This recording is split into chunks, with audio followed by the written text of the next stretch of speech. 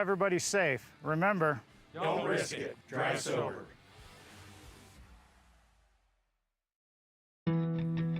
Don't leave your future up in the air. Always wear a seatbelt and reduce your risk of death of serious injury in a crash by almost 50%. Buckle up, Wyoming. B&M Septic and Excavation offers prompt professional service. Call them today for a quote at 850-2200. They serve far and wide across Fremont County and deep. B&M Septic and Excavation is proud to support Fremont County sports.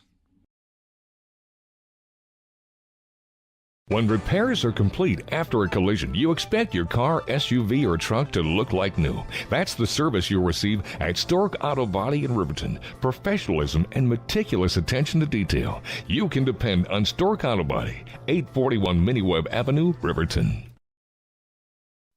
Men have a way of doing things. A man has his way of eating, of exercising, of keeping his hands warm, and of straightening up. So, when a man faces a serious life problem like divorce, depression, or suicidal thoughts, shouldn't a man have a way to deal with that too? Well, now he does. I'm Dr. Rich Mahogany. Visit me at mantherapy.org. Community Health Centers of Central Wyoming has locations across Fremont County ready to serve you at Du Bois Medical Clinic, Riverton Community Health, and Lander Community Health Pediatrics. We accept all forms of insurance, including Medicaid and Medicare. Are you struggling to get medical care? Ask for their sliding fee scale. From family medicine to pediatrics, Community Health Centers are here to serve you. Call 307-463-7160 or visit chccw.org to schedule your appointment. High Plains Power is a Touchstone Energy Cooperative. What does that mean for you as a Rural Electric Association member? It all comes down to 7 principles: open membership, one voice, one vote, member benefits, independence, education, cooperation, and community. To understand how it all works, we're headed back in time.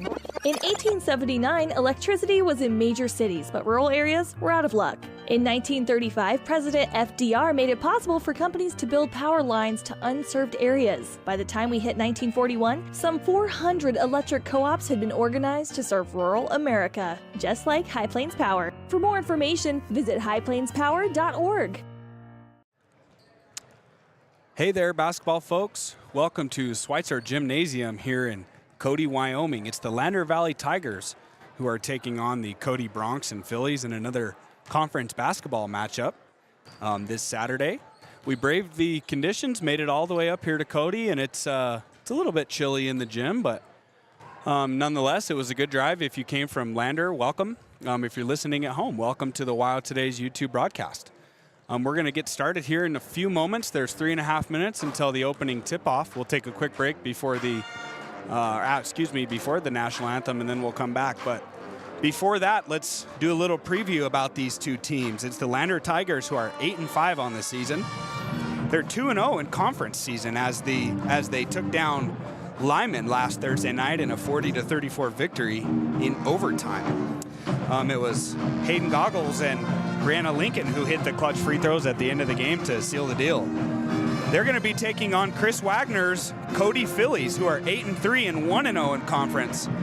The Phillies are led by an outstanding sophomore named Grace Hayes. You'll be hearing that name a lot over the next few years. She averages 20 points a game, 9 rebounds, 4 assists, 7 steals, and 1 block every single game. What a great player she is. We're excited to be here today in Cody High School. We're just about to get things underway, folks. The band, the Cody High School band, is directly across from our broadcasting station, so we're going to be getting a little feedback from them. Bear with us, and we'll try to keep our audio up as high as we can. There's 2 minutes to go here before the opening tip. We're going to take a quick break, and we'll be back with first quarter action. It's the Hampton Inn and Suites pregame show. We'll be right back with the Sutherland starting lineups. The staff and board of the Fremont County Fair wish to thank everyone who attended the fair this year. Whether you enjoyed Family Day, a night event, entered a craft, or showed livestock, thanks for all your efforts. Stay tuned for a bigger and better Fremont County Fair next year. Hey guys, this is Nick Haskell, and here at Haskell's Furniture and Flooring, we have the best brands. With our size, we are able to shop for you. We're able to choose the top products from the best companies. We carry La-Z-Boy, Tempur-Pedic, Ashley, Sealy, Serta, and more. With our variety, we can make sure we're a one-stop shop for all of your home furnishing needs. Come in today to one of our locations in Cody, Lovell, Worland, and Riverton, where we have the best prices and a better service.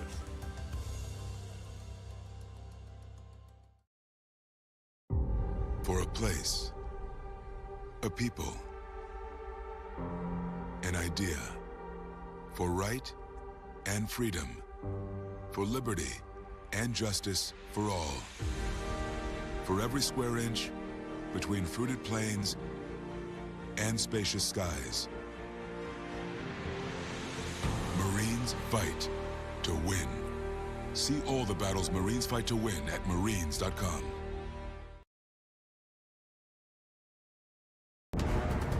Exploding at 200 miles per hour. Airbags pack a punch. Until age 13, stay buckled up in the back seat. Buckle up, Wyoming. It's the law. Snyder Signature Properties would like to give a huge shout out to the local sports of Fremont County. They are here to support your team and your local home real estate needs. Call today to see how Snyder Signature Properties can help you buy and sell your next property. Good luck to all Fremont County athletes. Detailing done different can protect your vehicle with S-Tech's Action Series, Carbon or Smart Series ceramic tint, plus premium ceramic coatings for maximum UV and heat protection. All backed by a lifetime warranty. Expect expert detailing to make any ride look brand new. Call 307-851-5158 today. Detailing done different. Riverton's Hampton Inn & Suites is proud to sponsor our youth athletics in Fremont County. Fremont County school athletics provide our youth timeless experiences and lessons that can lead to success for life. Setting goals, teamwork, and hard work make young athletes into good citizens.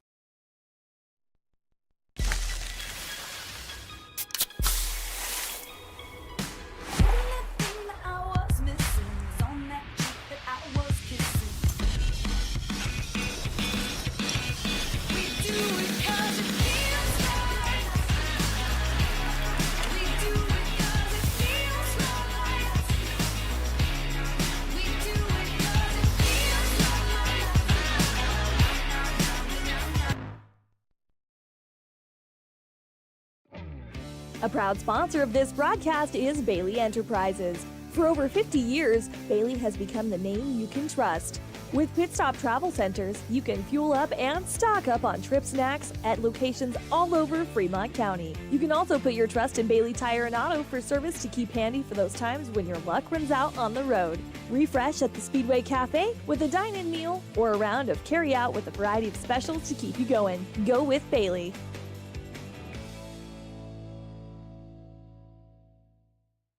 Living well isn't just about things. It's about the things that matter.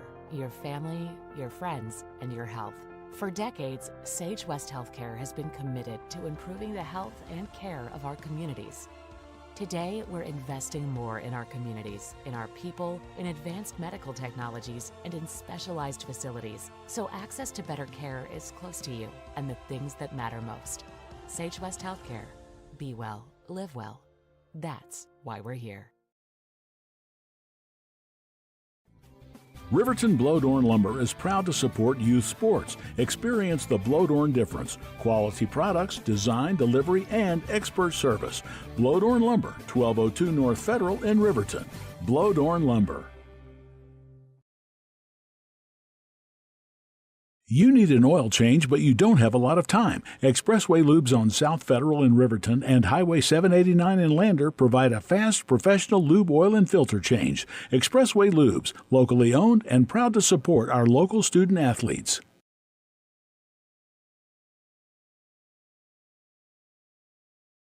Visit Lander Gambles to make your home feel like new. They will beat any competitor's price. Stop by to speak to one of the sales agents or visit LanderGambles.com. Lander Gambles will help you find the perfect product that fits your budget and lifestyle. Lander Gambles, 420 Main Street, Lander, Wyoming.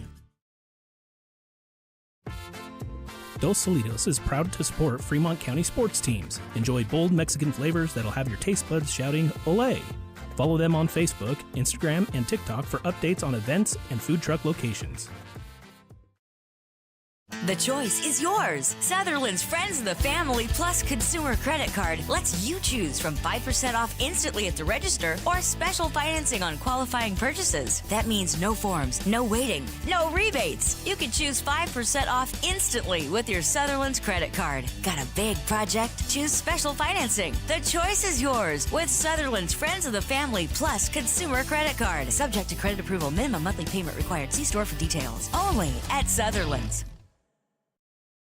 Your tax pros at 672 West Main Street in Lander, Wyoming can handle all your tax needs. Whatever your situation, we know what to do. Call 307-856-2256 today to schedule an appointment. H&R Block is open Monday through Friday, 9 a.m. to 3 p.m. We believe that everyone deserves a second chance, including us. Hi, I'm Brian Rohbacher, CEO of Atlantic City Federal Credit Union. And if we said no to you in the past, I'm asking you for a second chance too.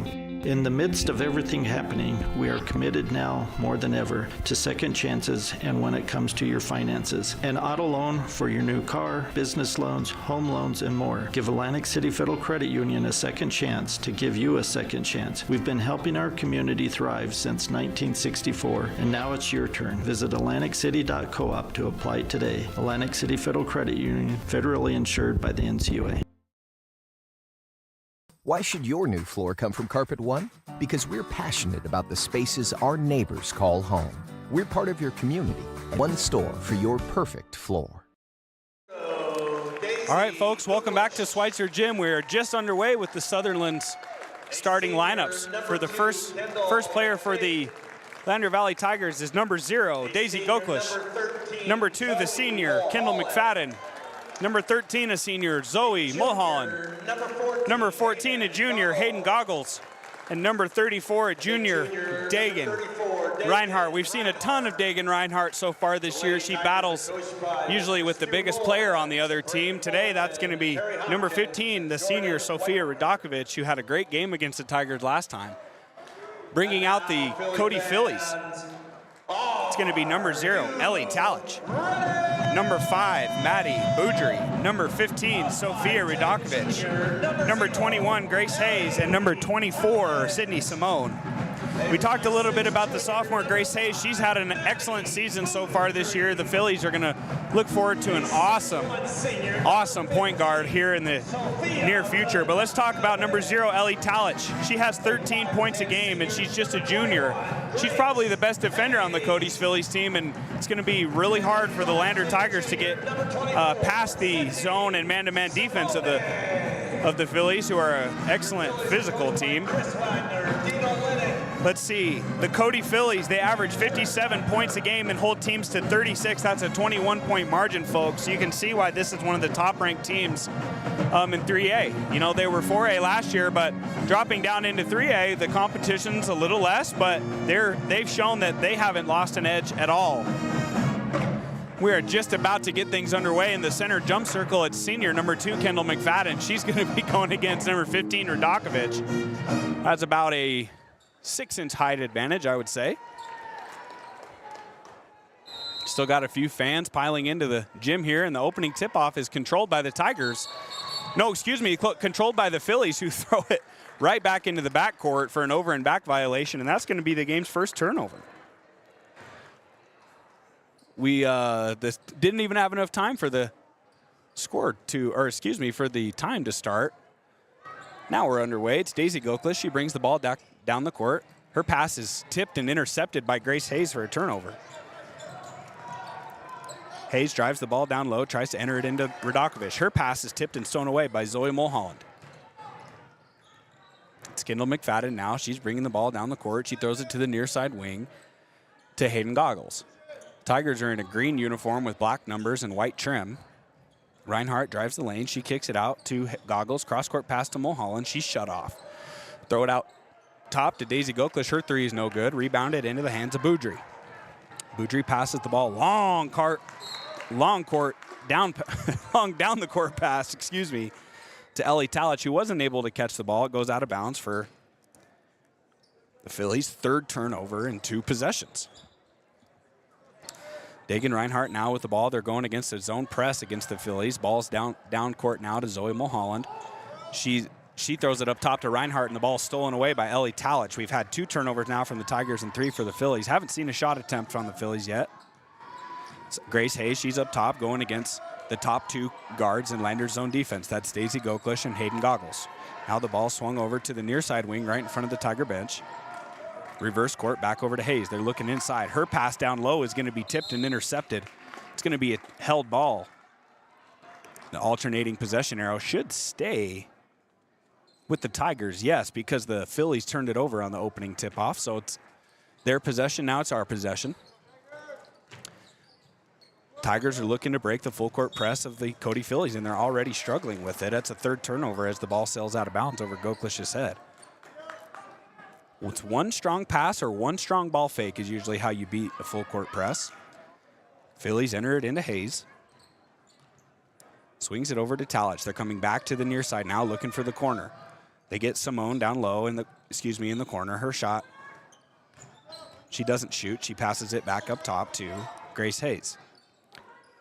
Grace throws it back to Simone. She looks like she's going to shoot. She doesn't. Her drive is stuffed by Daisy Goklish. Now the ball's in the center of the key to Radakovich. She kicks out to Simone for an open 3-pointer, and it's up and good for the first points of our game today. It's 3-0 in favor of the Cody Phillies. The inbounds pass is tipped out of bounds. This hounding Cody Phillies full court press. They're going to do this. What they're going to do to Lander, what Lander does to other teams.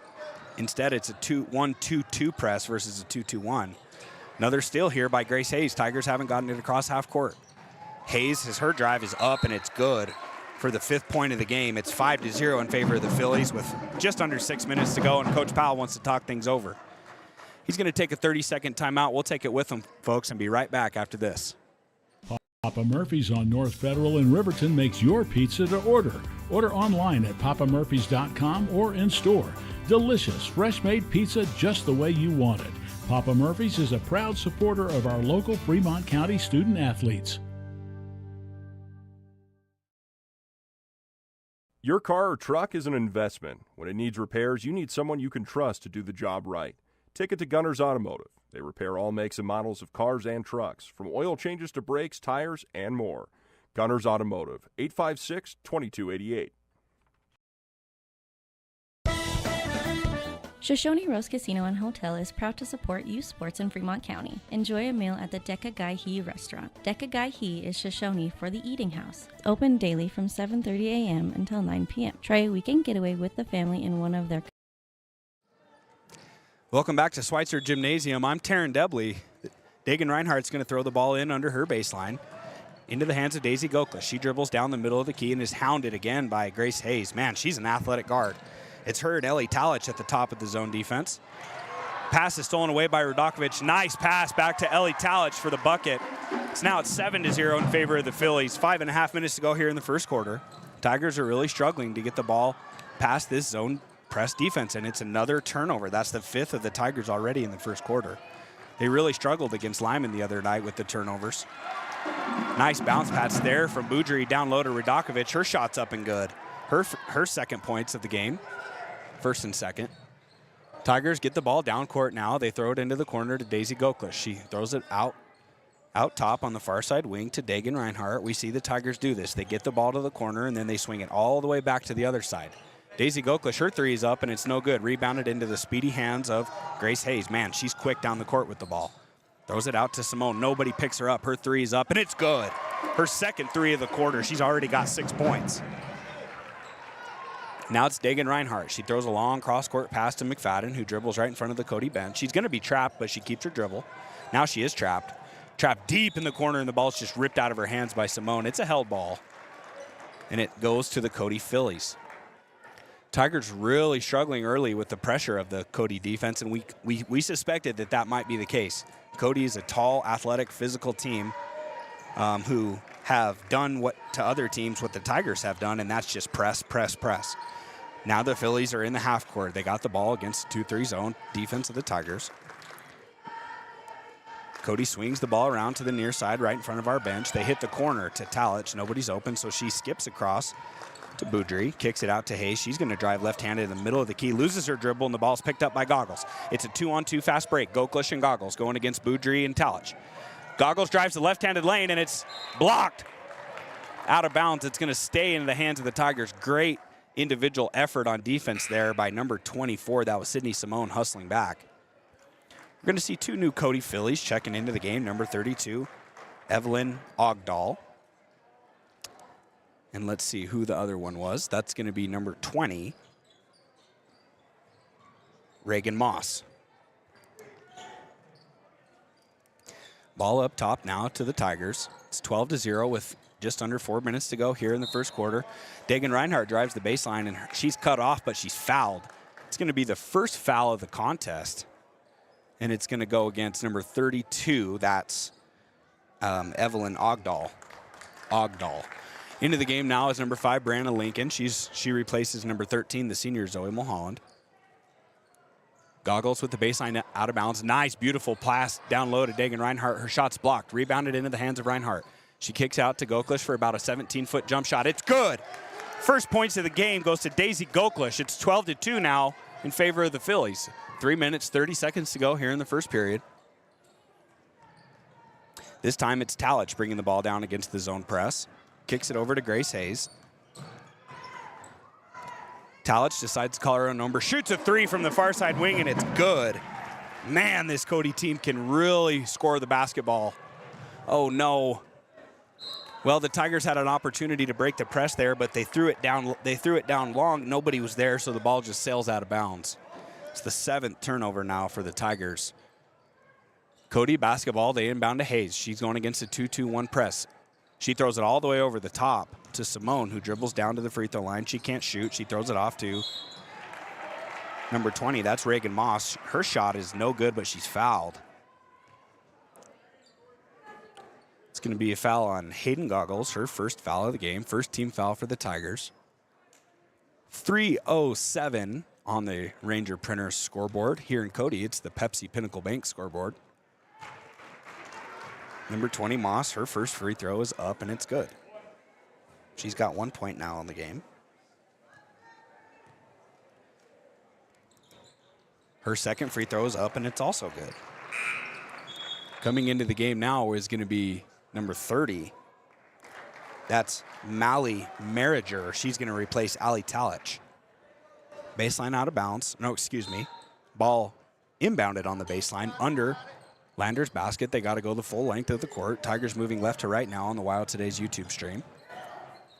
Dagan Reinhardt's trapped just in front of the timeline. She reverses, throws it back to all the way backwards to Goggles, who it's going to be a 10-second violation.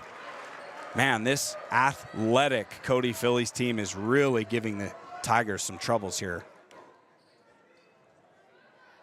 It's going to be Cody basketball. Inbounding right in front of the Lander bench. Inbound goes to Hayes, who's got an icy blue tennis shoe on. Ball swung around to the near side corner. They're trying to get the ball down low. Instead, they go backdoor pass to Grace Hayes on the far side. Her shot's up and good, and she's fouled. 4th point of the quarter for Grace Hayes. It's 19-2 in favor of the Phillies. 2 minutes and 40 seconds to go here. Hayes, her first free throw of the game is good to convert the 3-point play. She's got 5 in the game now. Coming back into the games, number 5, Maddie Boudry. She replaces number 24, Sydney Simone, excuse me. Inbounds pass is deflected out of bounds. It's going to be Tiger basketball now. They still got to go the length of the court, but they're inbounding on the sideline now. Ball's inbounded to Brianna Lincoln, the junior.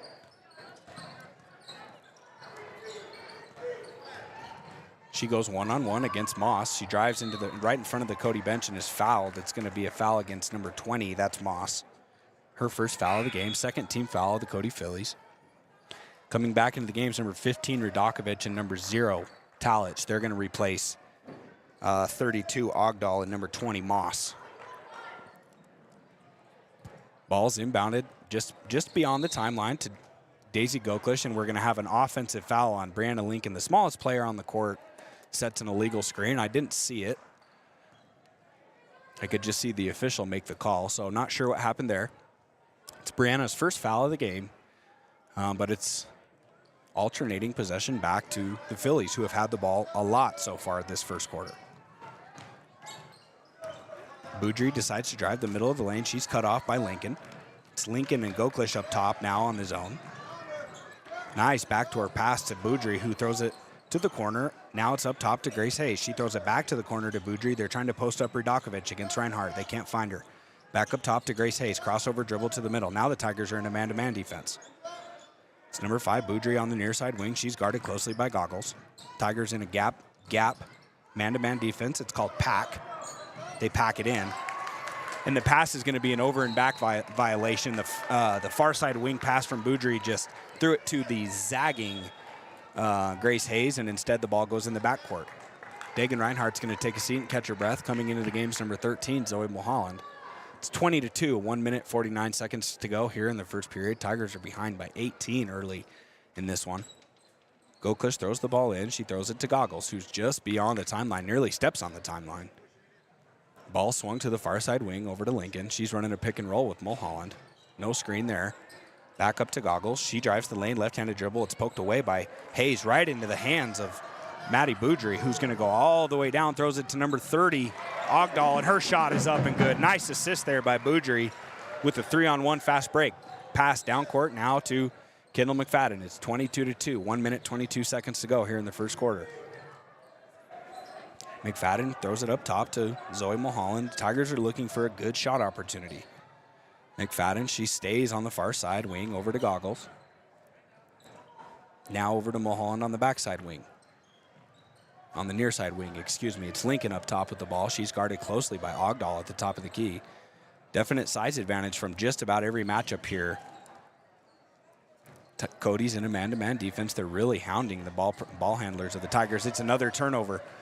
This time it's Ogdahl who gives it up to the wide open Grace Hayes for another 2. She's got 7 points here in the first quarter. 8 turnovers by the Lady Tigers. 35 seconds to go here in the first period. Tigers throw it over to Zoe Mulholland, now on the far side wing to McFadden. She's getting pressured further and further away from the basket. Tigers are trying to run their offense from nearly the volleyball line, and that's just too far. Stolen away by Grace Harris. She's going to go all the way down, travels at the free throw line, and thank goodness because she flipped the shot up and in. That would have made it 26-22, but instead it's 24. Now coming into the game is number 24, Sydney Simone. She replaces Grace Hayes. This time it's Goggles, brings the ball down. No pressure defense from the Phillies this time. Short pass over to Lincoln, another short pass over to McFadden. She throws it back up top to Goggles, who runs the pick and roll with Brianna Lincoln. 5 seconds to go here in the quarter. Goggles throws up a running one-hander from the baseline area. It's no good. Rebounded into the hands of Radakovic. Strong showing first quarter there from the Cody Phillies. It's 24-2 on the Ranger Printer scoreboard. We'll take a quick break and be right back with the second quarter right after this. Crashes and deaths are falling in Fremont County. We're doing better, but even one death on our roads from impaired driving, we take personally. We started the Fremont County DUI Task Force 2 years ago because we're losing too many friends, family members, and community members to impaired driving. So we've joined forces to work together to find and stop impaired drivers in Fremont County, wherever they are. And we're making an impact, but we need your help. If your summer activities involve alcohol, plan ahead and make good choices. Drink responsibly, designate a sober driver, or call Safe Ride. And don't let your friends drive impaired either, even if you have to take their keys and find them a safe ride home. Let's all look out for each other and keep everybody safe. Remember, don't risk it. Drive sober. Don't leave your future up in the air. Always wear a seatbelt and reduce your risk of death of serious injury in a crash by almost 50%. Buckle up, Wyoming. Welcome back to Schweitzer Gymnasium here in Cody, Wyoming. It's Cody High School, but it's called Schweitzer Gymnasium. It's not attached to the high school. It's about one building or about a short walk away from the high school. Lady Tigers really struggled there in breaking the press of the Cody Phillies in the first quarter. Let's see if they can do it a little bit better here in the second quarter. Man, that's a good sounding band right across from us. It's 24-2, and the opening pass to Brandon Lincoln stolen away right into the hands of Boudry. Nice 2-on-1 fast break to Talich, who scores. First points of the game, first points of the quarter there for Talich, for the Phillies. Brandon Lincoln's up top now. Now it's a extended 2-3 zone defense of the Phillies, and it's another steal into the hands of Talich. She throws it ahead to Grace Hayes, who lays it up and in. Man, this Cody Phillies team is fast, they're physical, and they're tall. They do just about everything. This time it's Goklas. She drives in, kicks it out to Addie Rounds for three, and shot's no good. Rebounded into the hands of Boudry. We've got sophomore Paisley Hollingshead on the court and sophomore Addie Rounds on the court. Joining them is Goklas, Mulholland, and Lincoln. Paisley Hollingshead, now she's guarding Grace Hayes, sophomore against sophomore. That's going to be a good matchup for years to come. Pass down low to Boudry, who throws it over her head and up and in, of course. It's 30-2 now in favor of the Phillies. Tigers are having a little more success getting the ball down the court against the half-court zone of the Phillies, but the long cross-court pass is stolen away by Hayes again. Her layup is up and good.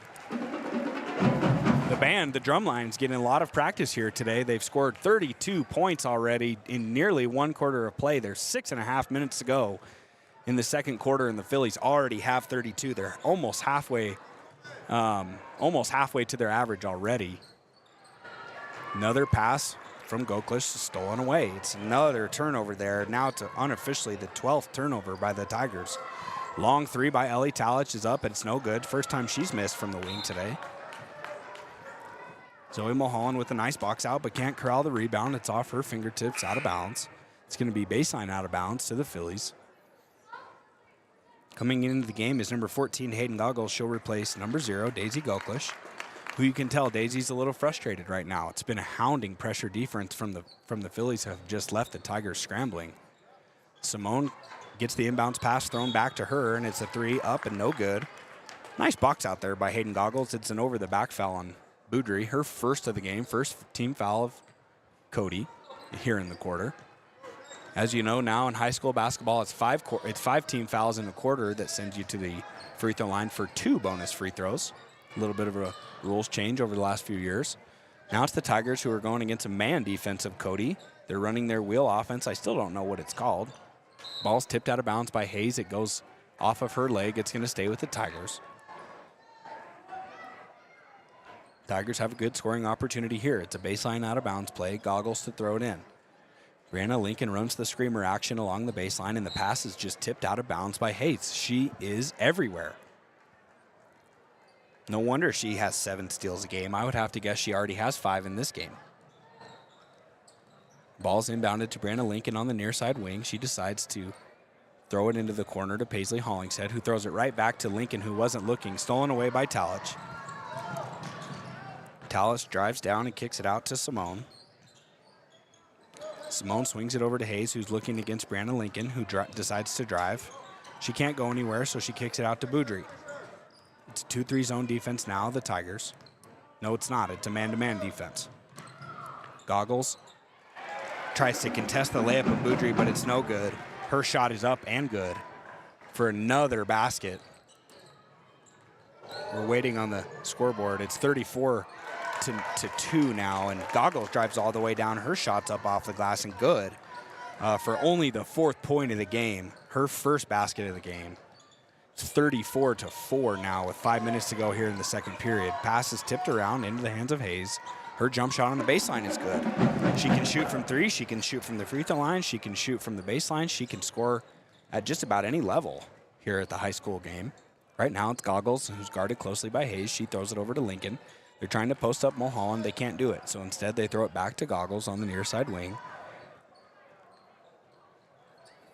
Cody is content to let the Tigers face cut them as they have help on the backside. Typically you try to front the face cutters, but Cody does such a good job in help defense that there's just no driving or passing opportunities in the middle of the key. You're going to have to shoot over to the top of this team. That's what they force you to do. It's Tiger basketball still. They're on the far side wing. We haven't seen any shot yet in this possession. Goggles drives the baseline. She's stopped. Her shot is up, and she's fouled on the arm, but it's not called. Into the hands of Simone. She brings it all the way down. Everyone was looking for a foul there. Pass down low to Redakovic. She doesn't know she's wide open, so she kicks out to Ellie Talich, who's also wide open. Her three's no good. Rebounded into the hands of Simone. She drives in, and the ball bounces off of her knee out of bounds. It's going to go to the Tigers. Coming into the game is, nope, we're going to have a timeout. We will see some subs, but we'll do it right after this break. Let's listen to a few words from our sponsors. It's 36-4 in favor of the Cody Phillies.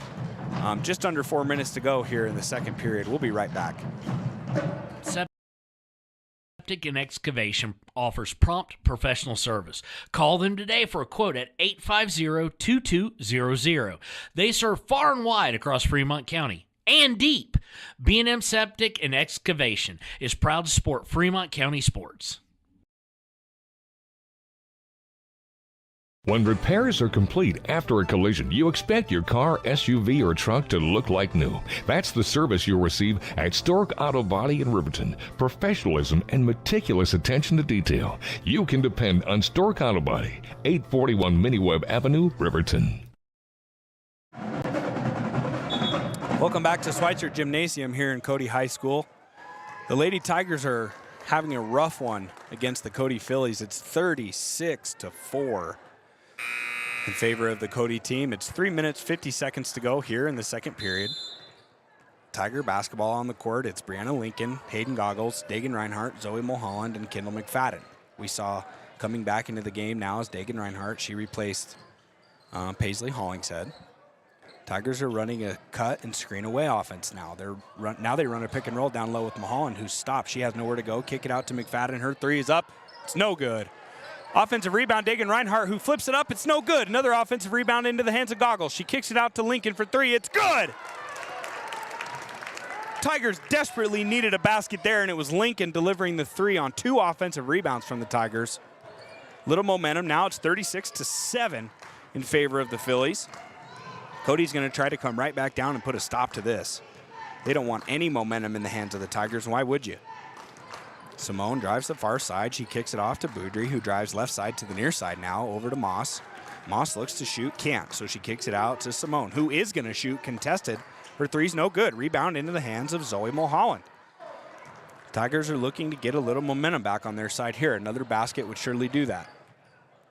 Goggles brings the ball down and stops. She throws it over to Lincoln. Her three is up, and it's good. Back-to-back threes there from Brianna Lincoln. She has 6 points in the quarter now. Nice assist there from Hayden Goggles as Lincoln came off of a pin down screen. It's 36-10 now, 2.5 minutes to go in the second period. Ball swung over to Simone. Tigers are in a man-to-man defense now. They've had better luck with this.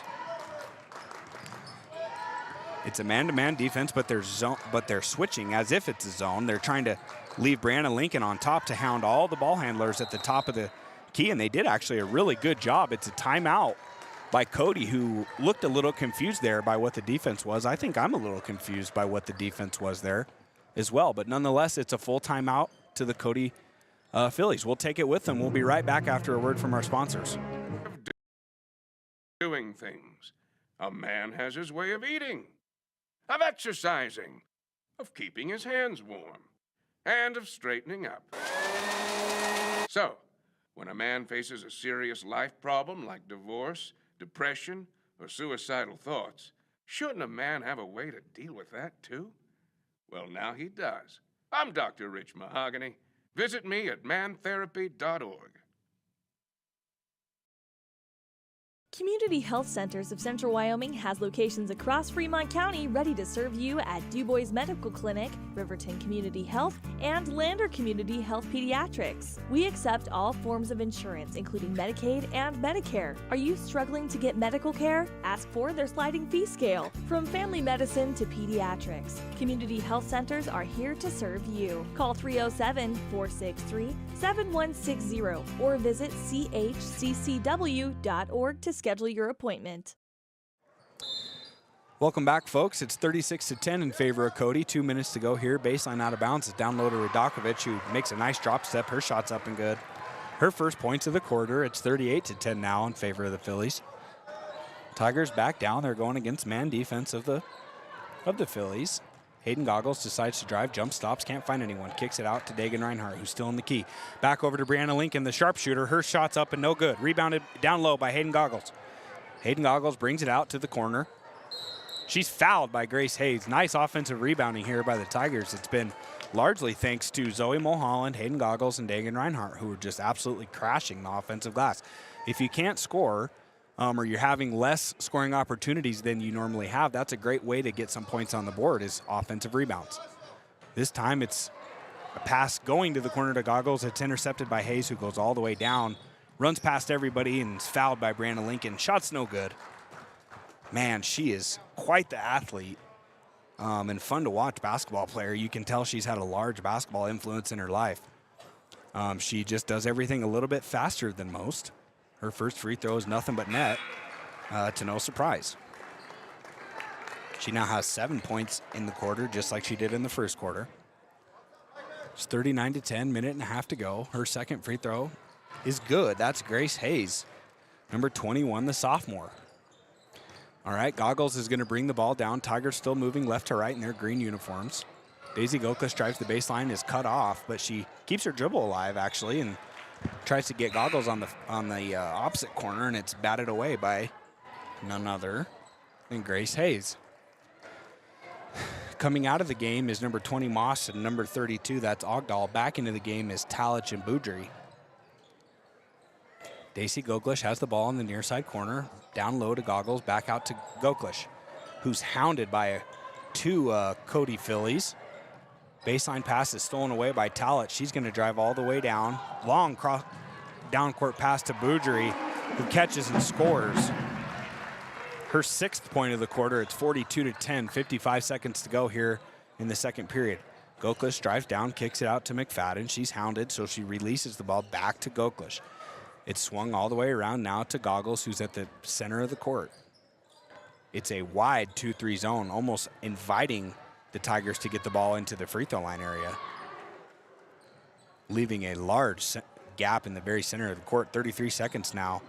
The Tigers try to find the center of the court. It's skipped across to Zoe Mulholland. She drives the baseline, is trapped by 3 Cody Phillies, and the ball stolen away by Grace Hayes. It's the 15th turnover by the Tigers here in the first half. 20 seconds to go. Looks like the Phillies are going to pull it out and go for the last shot.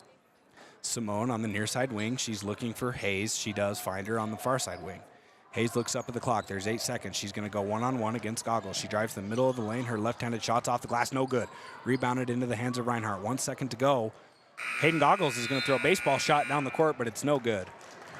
42-10 here in favor of the Cody Phillies. It's been a whirlwind of offense. We've seen a ton of steals by Grace Hayes. No wonder she's one of the state's best players.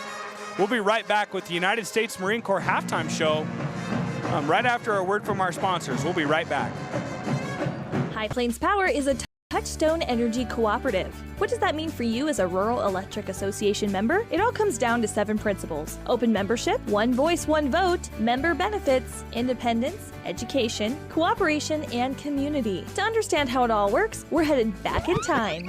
In 1879, electricity was in major cities, but rural areas were out of luck. In 1935, President FDR made it possible for companies to build power lines to unserved areas. By the time we hit 1941, some 400 electric co-ops had been organized to serve rural America, just like High Plains Power. For more information, visit highplainspower.org. The staff and board of the Fremont County Fair wish to thank everyone who attended the fair this year. Whether you enjoyed Family Day, a night event, entered a craft, or showed livestock, thanks for all your efforts. Stay tuned for a bigger and better Fremont County Fair next year. Hey guys, this is Nick Haskell, and here at Haskell's Furniture and Flooring, we have the best brands. With our size, we are able to shop for you. We're able to choose the top products from the best companies. We carry Lazy Boy, Tempur-Pedic, Ashley, Sealy, Serta, and more. With our variety, we can make sure we're a one-stop shop for all of your home furnishing needs. Come in today to one of our locations in Cody, Lovell, Worland, and Riverton, where we have the best prices and a better service.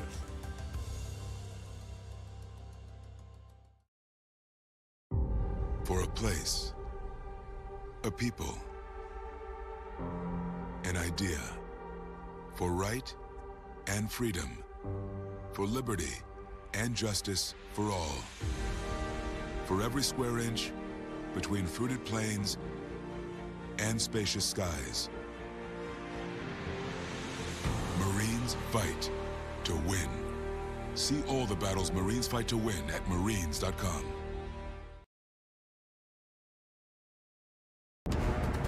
Exploding at 200 miles per hour. Airbags pack a punch.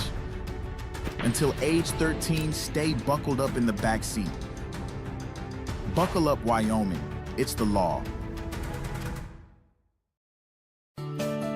Snyder Signature Properties would like to give a huge shout out to the local sports of Fremont County. They are here to support your team and your local home real estate needs. Call today to see how Snyder Signature Properties can help you buy and sell your next property. Good luck to all Fremont County athletes.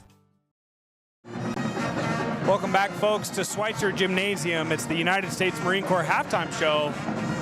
The Cody Phillies have stunned the Lander Tigers so far in the game. It's 42-10. Tigers only scored 2 points in the opening quarter. It was Daisy Goklish. After that, the Tigers scored 8 points in the second quarter. Brianna Lincoln had 6, and Hayden Goggles had a layup. There's their 10 points. They had 15 turnovers unofficially in the first half, which is something we saw against Lyman. They were able to clean it up in the second half, thank goodness. Today they're going to have to do that again to give themselves a chance in the second half. Recapping the Cody scoring, we've got a lot of scoring. It was Ellie Talich in the first half. These are all first half scores. Ellie Talich with 7, Maddie Boudry with 6, Sophia Radakovic with 4, Sydney Simone with 6, Mally Merriger with 2, Reagan Mosh with 2, and then of course Grace Hayes leading the way with 15 points. Her average is 19, so she's well on her way to increasing her average tonight. She's having a great game. The Cody Phillies are looking to move to 2-0 in conference, and the Lander Tigers are looking to move 3-0 in conference. But the Tigers have their hands full here in the second half. They're going to have to make a dramatic comeback to give themselves a shot here in this game. We got just about 5 minutes to go here before the third quarter of play. We'll be right back. Let's take another break, and we'll come back with our keys to the second half. Detailing done different can protect your vehicle with S-Tech's Action Series, Carbon or Smart Series ceramic tint, plus premium ceramic coatings for maximum UV and heat protection.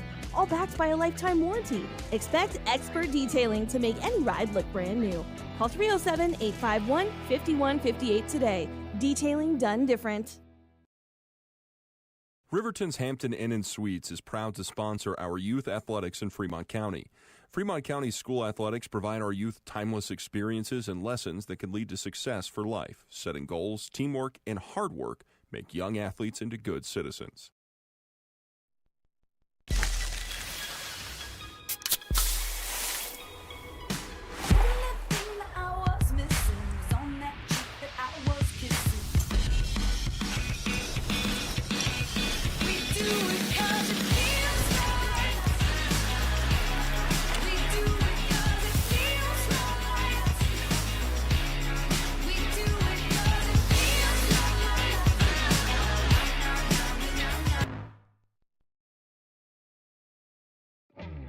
A proud sponsor of this broadcast is Bailey Enterprises. For over 50 years, Bailey has become the name you can trust. With Pit Stop Travel Centers, you can fuel up and stock up on trip snacks at locations all over Fremont County. You can also put your trust in Bailey Tire and Auto for service to keep handy for those times when your luck runs out on the road. Refresh at the Speedway Cafe with a dine-in meal or a round of carry-out with a variety of specials to keep you going. Go with Bailey.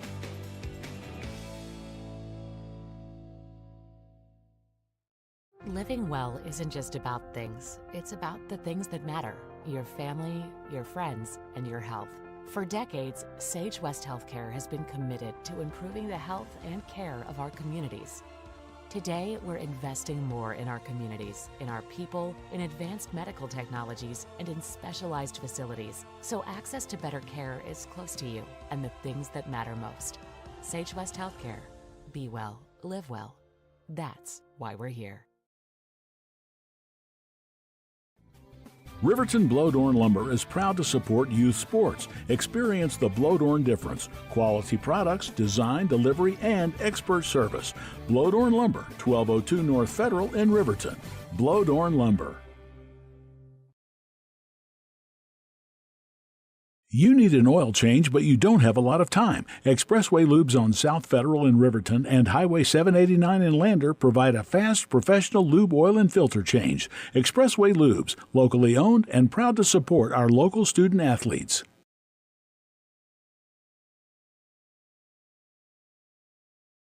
Visit Lander Gambles to make your home feel like new. They will beat any competitor's price. Stop by to speak to one of the sales agents or visit LanderGambles.com. Lander Gambles will help you find the perfect product that fits your budget and lifestyle. Lander Gambles, 420 Main Street, Lander, Wyoming. Dos Solitos is proud to support Fremont County sports teams. Enjoy bold Mexican flavors that'll have your taste buds shouting, "Olé!" Follow them on Facebook, Instagram, and TikTok for updates on events and food truck locations. The choice is yours. Sutherland's Friends of the Family Plus Consumer Credit Card lets you choose from 5% off instantly at the register or special financing on qualifying purchases. That means no forms, no waiting, no rebates. You can choose 5% off instantly with your Sutherland's credit card. Got a big project? Choose special financing. The choice is yours with Sutherland's Friends of the Family Plus Consumer Credit Card. Subject to credit approval. Minimum monthly payment required. See store for details. Only at Sutherland's. Your tax pros at 672 West Main Street in Lander, Wyoming can handle all your tax needs. Whatever your situation, we know what to do. Call 307-856-2256 today to schedule an appointment. H&R Block is open Monday through Friday, 9 a.m. to 3 p.m. We believe that everyone deserves a second chance, including us. Hi, I'm Brian Robacher, CEO of Atlantic City Federal Credit Union. And if we said no to you in the past, I'm asking you for a second chance too. In the midst of everything happening, we are committed now more than ever to second chances and when it comes to your finances. An auto loan for your new car, business loans, home loans, and more. Give Atlantic City Federal Credit Union a second chance. Welcome back, folks. It's the United States Marine Corps halftime show. The Cody Phillies lead the Tigers 42-10 here at halftime. We're right back with the keys to the game here in the second half. For the Tigers, what's going to have to happen is they're going to have to slow the turnover margin down. They've committed 15 turnovers unofficially here in the first half. Against Lyman, they had 18 in the first half, and luckily against Lyman, they were winning for most of the game, and Lyman was turning the ball over as well. But today, it's 15 for the Tigers, only 5 for Cody. Of course, those are unofficial numbers, but the Tigers are really going to have to get themselves in gear here. They're going to either need to start shooting deep from three-pointers, or they're going to have to get the ball inside. And, that's much easier said than done, especially up here from the broadcasting booth. But, the Tigers are playing hard. They just need to get a few more shot opportunities up on the rim. And when you're committing turnovers, that's just another opportunity that you missed to shoot the ball. So we're going to have a new starter here in the third quarter. Thank you to the United States Marine Corps. That was our halftime show. If you want to talk to a recruiter, it's at 408 East Main Street in Riverton. We are underway here in the third period of play. Cody starts the ball with Grace Hayes. They run a little post-up action down low to Radakovich. They run a wheel cut off of that to Grace Hayes. Her three from the top of the key is up, and it's good. Goodness gracious, Grace Hayes, she can just do it from all areas of the court. She's a very solid player, and that's only her first 3 of the game, surprisingly, but it looked true from the moment it left her hand. Tigers run a three-point play of their own. They try to hit Brianna on the elevator screen. Can't be shot. So they swing it over to Hayden Goggles. Now we're going to run our man-to-man offense. It's Brianna Lincoln who drives the ball down low. Her shot is blocked by number 0, Talich. Man, she's a good defender. She's tall and she's physical as well. Now it's Grace Hayes at the top of the key. She's going against a man-to-man defense of the Tigers. She reverses dribbles through the lane, kicks it out to Boudry on the far side wing in front of the student section. Now it's the Cody Phillies who are moving left to right on the YouTube stream, and the Tigers moving right to left. Cody Phillies are in a white Nike uniform with blue numbers trimmed in gold. Classic colors of the Bronx and Phillies. Radakovich pass out of bounds down low is tipped. and it's going to stay with the Phillies. Everybody from Cody decided to run back down on defense, but the referee said no, I guess it was tipped. So it's going to stay in the hands of the Lady Phillies. 45-10 here, 6 minutes, 48 to go in the third period. Ball's inbounded to Radakovic, and it's tipped out of bounds by Mulholland. Denied. The pass is denied, rather. Now they throw to the far side corner, and that pass is denied by Brianna Lincoln, out of bounds again. Good defense here by the Lady Tigers. Now that's a 2-3 zone defense, and you know Lincoln, she plays at the top of the 2-3 zone. She had to come clear from the backside elbow to intercept that pass in the corner. It goes out of bounds, but it's going to stay in the hands of the Phillies. Pass up top to Grace Hayes. They throw it right back to Talich. Nice play there by Coach Wagner. That's a beautiful play. Allie Talich threw it into Grace Hayes and then just stepped right back in, right under the hoop, and received the pass back for the bucket. Now it's McFadden right in front of the Lander bench. Goggles' pick and roll pass to Mulholland's intercepted by Talich. She brings the ball down herself. Tigers are scrambling, looking for their man. Over to Grace Hayes, who drives the key. Her left-handed layup's up off the glass. It's not good. She gets her own rebound before it goes out of bounds off of Lincoln. Brandon Lincoln, and it's out of bounds to the Phillies. It's going to be Ellie Talich to throw it in. Still a 2-3 zone defense for the Tigers. They throw it right into Simone, right in the front of the hoop, and her shot's no good. Outlets tipped and almost stolen again by Grace Hayes. It's out of bounds to the Tigers. Zoe Mulholland inbounds the ball in front of the Cody student section. Gets it to Goggles. She saunters across the timeline. Looking for Dagan on the wheel cut. It's not there. So she kicks it out to Lincoln. Lincoln drives the baseline. The ball's off of her foot, out of bounds. Nope, it's off of Simone's foot, out of bounds. It'll stay with the Tigers. Now it's the Tigers' turn to do a series of baseline out of bounds plays. Hopefully just one. Goggles throws the ball up top to the senior, Zoe Mulholland. She hits Goggles on a curl cut. It's not there. Back out to McFadden, who swings the ball all the way around to a wide open Lincoln in the corner. She decides not to shoot.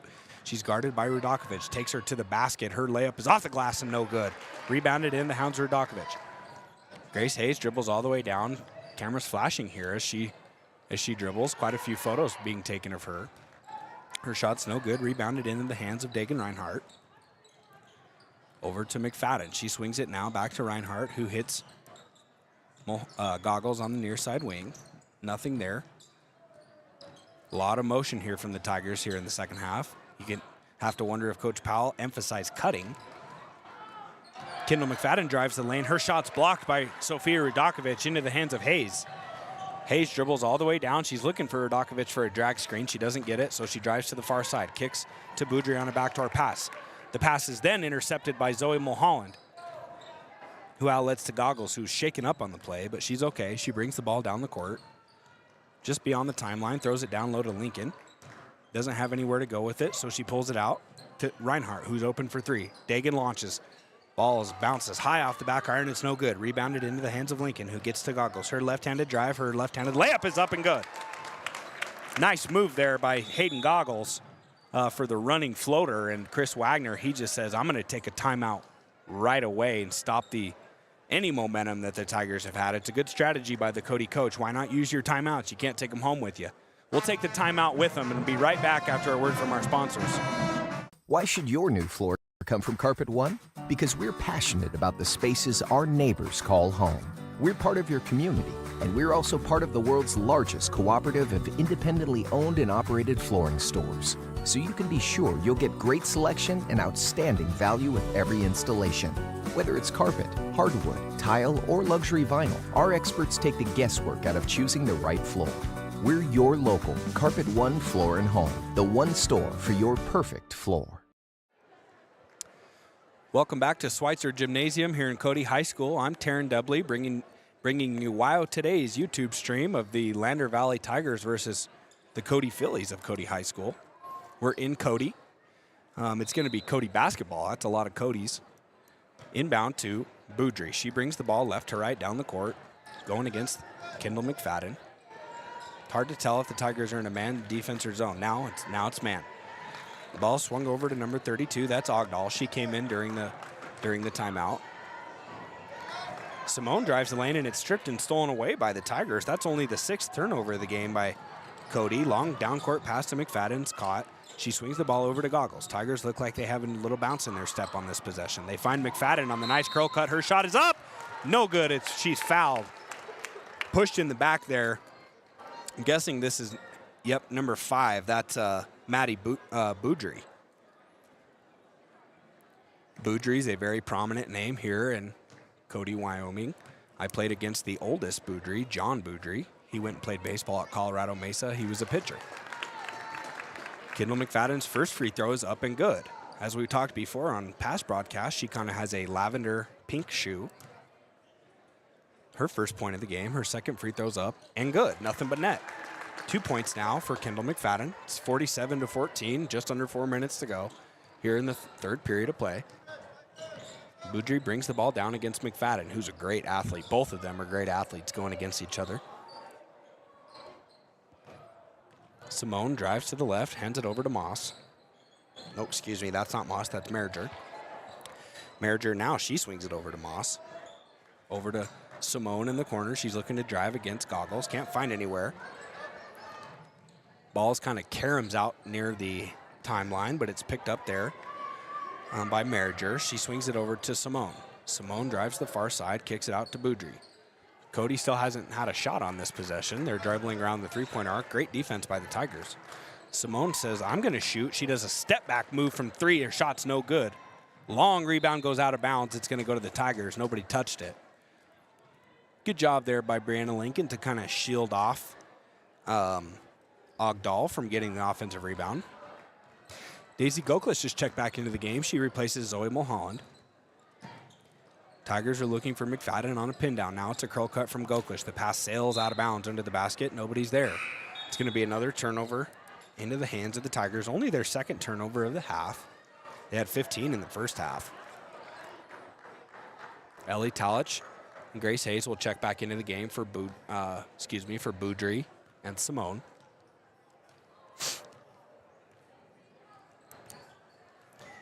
Grace Hayes drives to the near side wing. She hands it off. Now it's back into the hands of Hayes. They're running a 3-man weave action at the top of the key. Talich, she crosses over, now wants to drive the baseline. She's cut off. She throws the ball on the far side corner, but before that is a blocking foul by Daisy Goklish. Ellie Talich tried to tiptoe the baseline, and looks like they were trying to find a shooter on the backside corner, but she was fouled and pushed out of bounds. Senior Zoe Mulholland will check back into the game for junior Dagan Reinhardt. Merritt, who just checked into the game, Callie Merritt, she catches the ball at the top of the key and just shoots it from about the elbow area and drills it. It's 49-14 now in favor of Cody. Lincoln's dribbles and loses her dribble into the hands of Hayes. It's another steal for Hayes. I would be very curious to know how many steals she had. We're not keeping track of it here in our broadcasting booth. Number 32, Ogdahl can't catch the pass, so it goes into the hands of McFadden. It's a turnover for the Phillies. Second of the half for them. Now it's Brianna Lincoln at the top of the key. Tigers moving right to left on the Wild Today's YouTube stream. Her bounce pass is stolen away by Grace Hayes all alone. She goes for the right-handed dribble, up and in. 5th point of the quarter from Grace Hayes. It's Goggles now bringing the ball down on the far sideline. She reverses back to Lincoln at the top of the key, over to McFadden. Looking for Mulholland on a double pin down. Nothing's there, so they reverse the ball back to Goggles. Goggles hits McFadden on a nice curl cut. She can't catch the pass, so it ends up in the hands of Mulholland. Down low pass to Hayden Goggles. Cannot be caught. It's tipped out of bounds, and it's going to go as another turnover. Tigers unofficially 19 turnovers in the game. It's 51-14 with 1:15 to go here in the third period of play. Tigers are going to have to be careful. They're approaching the running clock mercy rule in high school basketball. That's at 40 points. We're 3 points shy of that right now. 1 minute to go here in the game, here in the third period. It's Ellie Talich who hands the ball off to Hayes. They're content to run time. Now McFadden decides to come out and guard her. Picks up the 5-second call. The offense is on. Ellie Talich has got the ball at the top of the key. She looks down low to a high low for Radakovich, who travels. Nice defense there by Zoe Mulholland. Third turnover of the half by the Phillies.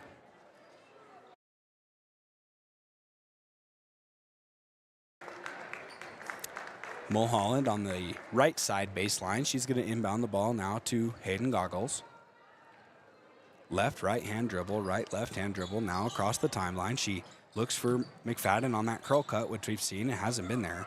They hit Dagan on the curl cut. She kicks out to a nice wide open shooter for Mulholland. She decides to drive the long closeout. Her runner is up and no good. Rebounded into the hands of Talich, whose brother got to play in the National College Football Championship as a safety for Notre Dame. Good job, Luke Talich. Grace Hayes goes for the dribble handoff over to number 30 with Merriger, who's fouled by Goklish. It's Goklish's second foul of the game, second team foul for Lander here in the quarter. Merriger will step out of the game, replacing her is Boudry. Addie Rounds will come into the game for the Tigers. She's going to replace Goggles, who needs a break. She's played a lot so far here in this game, and it's been a very physical and rough game for the Tigers.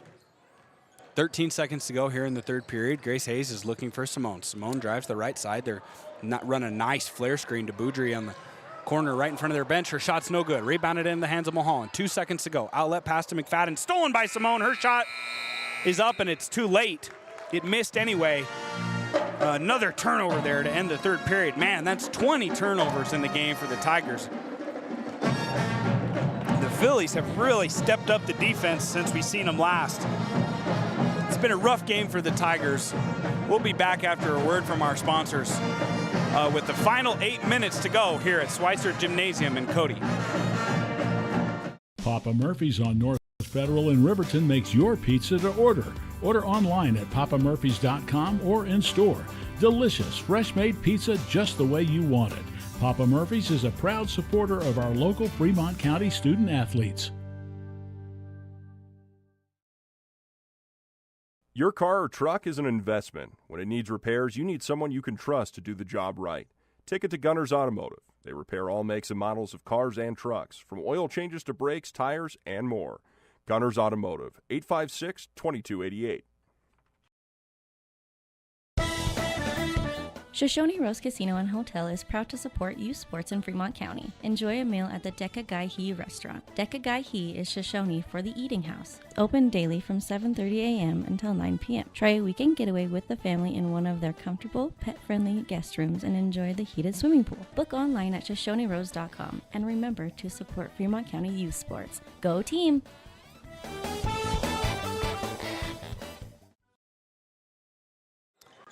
Welcome back, folks. It's the final period of the conference matchup between the Tigers and the Cody Phillies. The first possession of the fourth quarter ends in a turnover for the Tigers. That's the 21st turnover of the game for the Tigers, and it's followed up by a foul by Brianna Lincoln. First team foul of the quarter, of course. Now it's Grace Hayes. She brings the ball down for the Phillies, passes it over to Simone. They find Boudry for another flare screen in the corner. Her shot this time is good. Beautiful design play there by Coach Wagner. You can tell that he's in touch with his team and knows the right time to call a play like that. Shuts down the momentum, if any, of the Tigers. It's 54-14 now, a 40-point lead for the Phillies. We're going to see running clock for the remainder of this game, unfortunately. Daisy Goklish, she drives left-handed, kicks it off to Dagan Reinhardt, can't find anybody, back over to Goggles. And the pass is intercepted again by Grace Hayes. All alone, her layup is up and good. Quick 5 points in the quarter already by the Phillies. Now it's 56-14. Grace Hayes with 22 points in the game now. Goodness gracious, she's having an excellent game. She averages 19 points a game, so she's 3 above her average. Dagan Reinhardt swings the ball over to the near side wing. It's Zoe Mulholland looking down low for Lincoln, who can't catch the pass. It almost goes out of bounds, saved by Maddie Boudry, an excellent athlete, into the hands of Simone. Simone drives the ball down, goes for a dribble handoff with Grace Hayes. Now they're going to come back to the same side. They decide not to run the screen, but they give it off to Ellie Talich in the pinch post area. She finds a high-low pass to Radakovich down low. Can't convert the shot. It's rebounded into the hands of Dagan Reinhardt. Outlet pass to Lincoln. She's looking down court to Goggles, who's got a full head of steam. She's driving the baseline. It's cut off by Hayes. She reverses dribble to the middle. Now back to Reinhardt in the corner.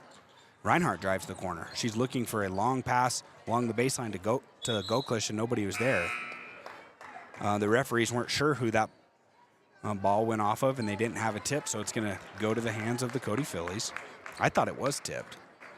The Tigers kind of look around and say, dang. Well, nonetheless, it's Cody Philly basketball. Another turnover by the Tigers. Grace Hayes brings the ball down. It's a man-to-man defense against Landers. She's guarded closely by McFadden. Now over to Boudry, who's guarded by number 5, her counterpart, Brianna Lincoln. Ball into the corner to Talich, who looks for Boudry cutting across the middle of the lane. It ends right back up into the hands of Talich, who drives, kicks out to an open shooter, decides not to shoot. Her pull-up, that was number 20, Reagan Moss. Her shot was no good. Rebounded into the hands of McFadden. She's down court now for Goggles, who's wide open on the three. She launches, and it's good. Beautiful high-arcing three there by Hayden Goggles. It's her 7th point of the game. Hayes brings the ball down. She's the point guard going against McFadden. They're running a pin-down screen for Reagan Moss. It's not there. So they run it pin down on the other side. It's not there. Now it's a ball screen with Radakovich and Ellie Talich, the 2 tallest girls on Cody. The pass is intercepted by Hayden Goggles. She brings the ball down, left-handed dribble, kicks to a wide-open three-point shooter, McFadden. Her shot's up, and it's no good. Rebounded into the hands of Goggles, who kicks right back out to McFadden, decides not to shoot. Drives this time instead. Nobody stops her. Her layup is no good, unfortunately. The outlet pass is collected by Radakovich. It's going to be baseline out of bounds into the hands of Cody, and we're going to see wholesale changes by the Cody bench. Coming into the game is number 24, Simone. Number 30, Mally Merriger. Number 34, Callie Merritt. Number 20, Reagan Moss. And number 32, Evelyn Ogdahl.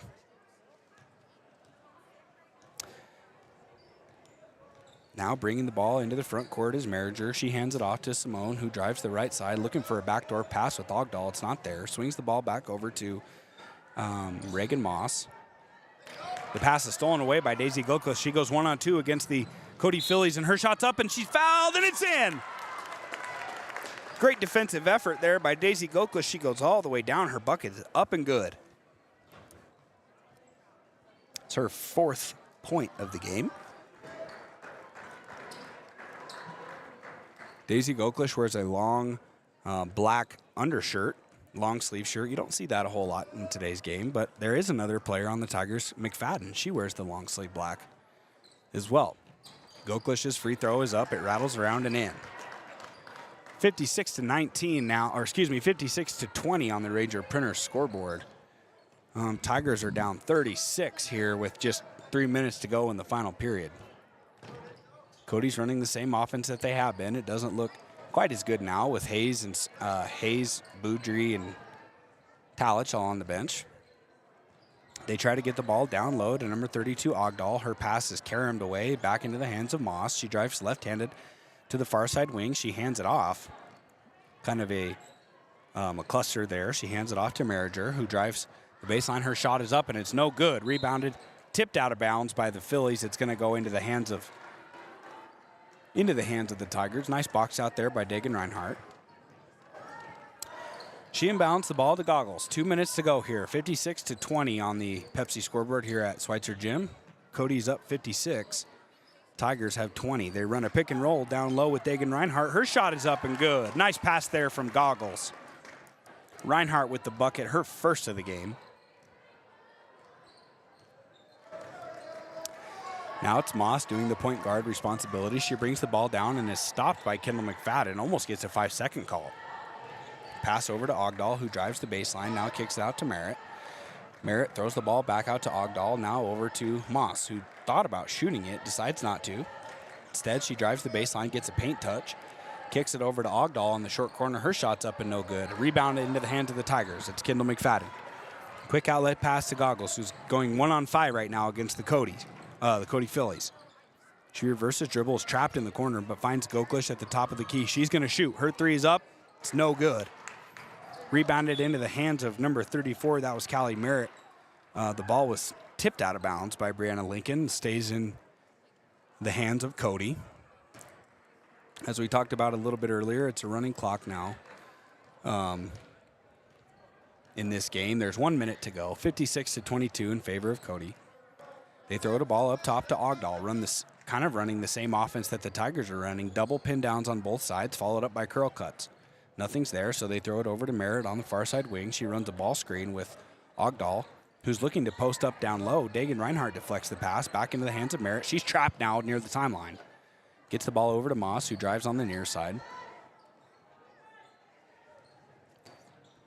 Kicks it out to number 13, who we don't have in the scorebook. Oh, yes, we do. It's Aubrey George. She just checked into the game. She's only played twice so far this year. Moss drives the far side wing. They get it over to George, who throws it down low to Ogdahl, who with a nice post up, her shot is up and good. Her first bucket of the game. She has 2 points now. 7 seconds to go here. They throw it over to Dagan Reinhardt. Now over to Brianna Lincoln. 3 seconds. The Tigers don't know that there's only 1 second left. Goklish is going to shoot it. Her three's good. Kind of a silver lining there to end the game. Daisy Goklish with the corner three. It was 58-25 in favor of the Cody Phillies. What a sharp-looking basketball team they are. Wow, that was a whirlwind.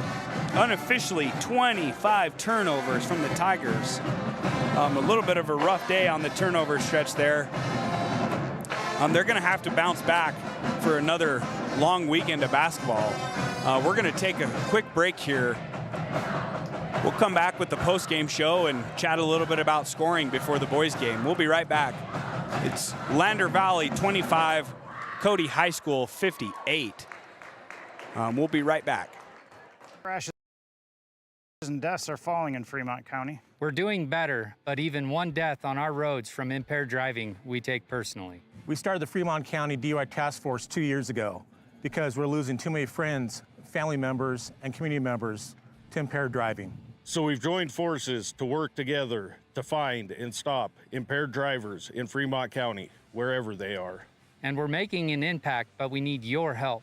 If your summer activities involve alcohol, plan ahead and make good choices. Drink responsibly, designate a sober driver, or call Safe Ride. And don't let your friends drive impaired either, even if you have to take their keys and find them a safe ride home. Let's all look out for each other and keep everybody safe. Remember, don't risk it. Drive sober. Don't leave your future up in the air. Always wear a seatbelt and reduce your risk of death of serious injury in a crash by almost 50%. Buckle up, Wyoming. B&M Septic and Excavation offers prompt professional service. Call them today for a quote at 850-2200. They serve far and wide across Fremont County and deep. B&M Septic and Excavation is proud to support Fremont County sports. When repairs are complete after a collision, you expect your car, SUV, or truck to look like new. That's the service you'll receive at Stork Auto Body in Riverton. Professionalism and meticulous attention to detail. You can depend on Stork Auto Body, 841 Miniweb Avenue, Riverton. Men have a way of doing things. A man has his way of eating, of exercising, of keeping his hands warm, and of straightening up. So, when a man faces a serious life problem like divorce, depression, or suicidal thoughts, shouldn't a man have a way to deal with that too? Well, now he does. I'm Dr. Rich Mahogany. Visit me at mantherapy.org. Community Health Centers of Central Wyoming has locations across Fremont County ready to serve you at DuBois Medical Clinic, Riverton Community Health, and Lander Community Health Pediatrics. We accept all forms of insurance, including Medicaid and Medicare. Are you struggling to get medical care? Ask for their sliding fee scale. From family medicine to pediatrics, Community Health Centers are here to serve you. Call 307-463-7160 or visit chccw.org to schedule your appointment. Welcome back, folks. It's the Click It or Ticket post-game show here in Schweitzer Gymnasium in Cody High School. I'm Taryn Dudley. It was a rough game for the Lander Valley Tigers. They only scored 25 points in the game and gave up 58 points, which is only 1 point above Cody's 57-point average. The Phillies scored 24 first quarter points, followed up by 18 in the second. They only scored 16 in the second half, 9 in the third, 7 in the final period. But we know that the damage was already done in this game. The Tigers really struggled. They only scored 2 points in the first, 8 points in the second, 4 points in the third, and 11 in the final period. It was Daisy Goklish who led the way. She had 8 points in the game. She had 6 points in the final period. Kendall McFadden had 2 points. Brianna Lincoln had 6 points on 2 3-pointers. Hayden Goggles had 7 points, and Dagan Reinhardt had 2. That's 25 points. Turning now over to Cody's side. It was Ellie Talich who had 9 points in the game. Maddie Boudreau had 9 points in the game. Sophia Radakovich had 4 points in the game. Grace Hayes, she had 18, 20, 22 points in the game. Sydney Simone had 6. Let's see. Evelyn Ogdahl had 2 points in the game. Callie Merritt had 2 points in the game. And Reagan Moss had 2 points in the game. That's 58 points. Holy cow, it was a whirlwind of a game. We saw a lot of steals there. As we said, unofficially, it was 25 turnovers by Lander Valley, and that really came back to bite them again here in their third conference game. They are now 8-6 with a 2-1 conference record over the 3A West. It's been a little bit of a slow day here, so we're going to take one final break here, and we'll be back with these Hampton Inn & Suites pregame show and our Sutherland starting lineups before the boys game. We'll be back in about 6 or 7 minutes, folks. We will see you guys then. Stone Energy Cooperative. What does that mean for you as a Rural Electric Association member? It all comes down to 7 principles: open membership, one voice, one vote, member benefits, independence, education, cooperation, and community. To understand how it all works, we're headed back in time. In 1879, electricity was in major cities, but rural areas were out of luck. In 1935, President FDR made it possible for companies to build power lines to unserved areas. By the time we hit 1941, some 400 electric co-ops had been organized to serve rural America, just like High Plains Power. For more information, visit highplainspower.org. The staff and board of the Fremont County Fair wish to thank everyone who attended the fair this year. Whether you enjoyed Family Day, a night event, entered a craft, or showed livestock, thanks for all your efforts. Stay tuned for a bigger and better Fremont County Fair next year. Hey guys, this is Nick Haskell, and here at Haskell's Furniture and Flooring, we have the best brands. With our size, we are able to shop for you. We're able to choose the top products from the best companies. We carry Lazy Boy, Tempur-Pedic, Ashley, Sealy, Serta, and more. With our variety, we can make sure we're a one-stop shop for all of your home furnishing needs. Come in today to one of our locations in Cody, Lovell, Worland, and Riverton, where we have the best prices and a better service.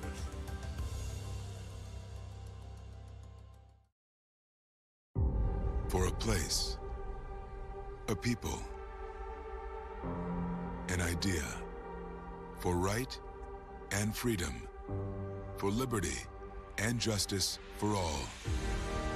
For every square inch between fruited plains and spacious skies.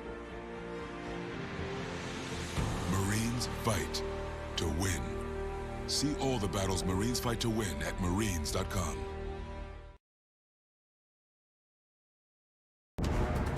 Exploding at 200 miles per hour. Airbags pack a punch. Until age 13, stay buckled up in the back seat. Buckle up, Wyoming. It's the law. Snyder Signature Properties would like to give a huge shout out to the local sports of Fremont County. They are here to support your team and your local home real estate needs. Call today to see how Snyder Signature Properties can help you buy and sell your next property. Good luck to all Fremont County athletes. Detailing done different can protect your vehicle with S-Tech's Action Series, Carbon or Smart Series ceramic tint, plus premium ceramic coatings for maximum UV and heat protection. All backed by a lifetime warranty. Expect expert detailing to make any ride look brand new.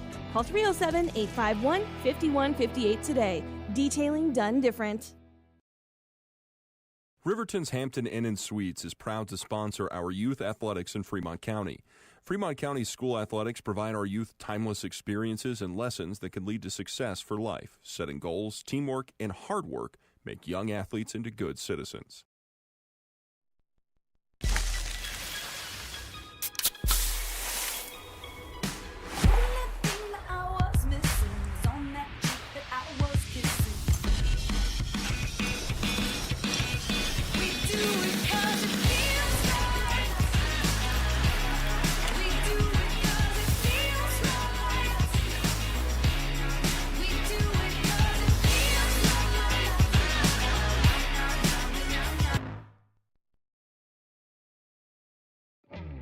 A proud sponsor of this broadcast is Bailey Enterprises. For over 50 years, Bailey has become the name you can trust. With Pit Stop Travel Centers, you can fuel up and stock up on trip snacks at locations all over Fremont County. You can also put your trust in Bailey Tire and Auto for service to keep handy for those times when your luck runs out on the road. Refresh at the Speedway Cafe with a dine-in meal or a round of carry-out with a variety of specials to keep you going. Go with Bailey.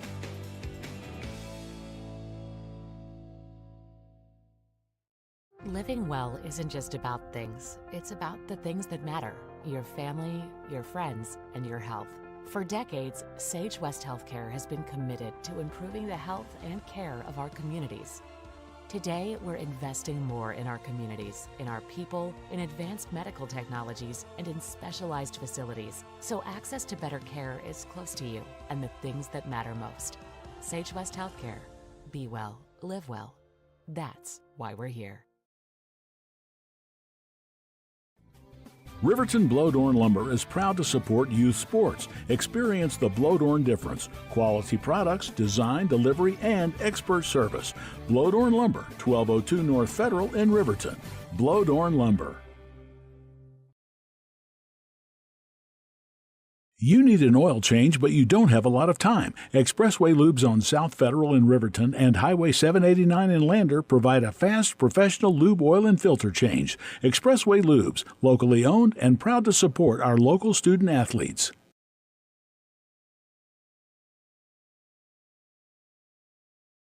Visit Lander Gambles to make your home feel like new. They will beat any competitor's price. Stop by to speak to one of the sales agents or visit LanderGambles.com. Lander Gambles will help you find the perfect product that fits your budget and lifestyle. Lander Gambles, 420 Main Street, Lander, Wyoming.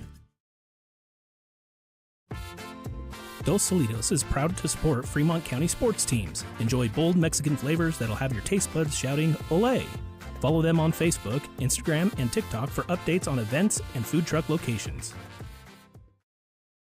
The choice is yours. Sutherland's Friends of the Family Plus Consumer Credit Card lets you choose from 5% off instantly at the register or special financing on qualifying purchases. That means no forms, no waiting, no rebates. You can choose 5% off instantly with your Sutherland's credit card. Got a big project? Choose special financing. The choice is yours with Sutherland's Friends of the Family Plus Consumer Credit Card. Subject to credit approval. Minimum monthly payment required. See store for details. Only at Sutherland's.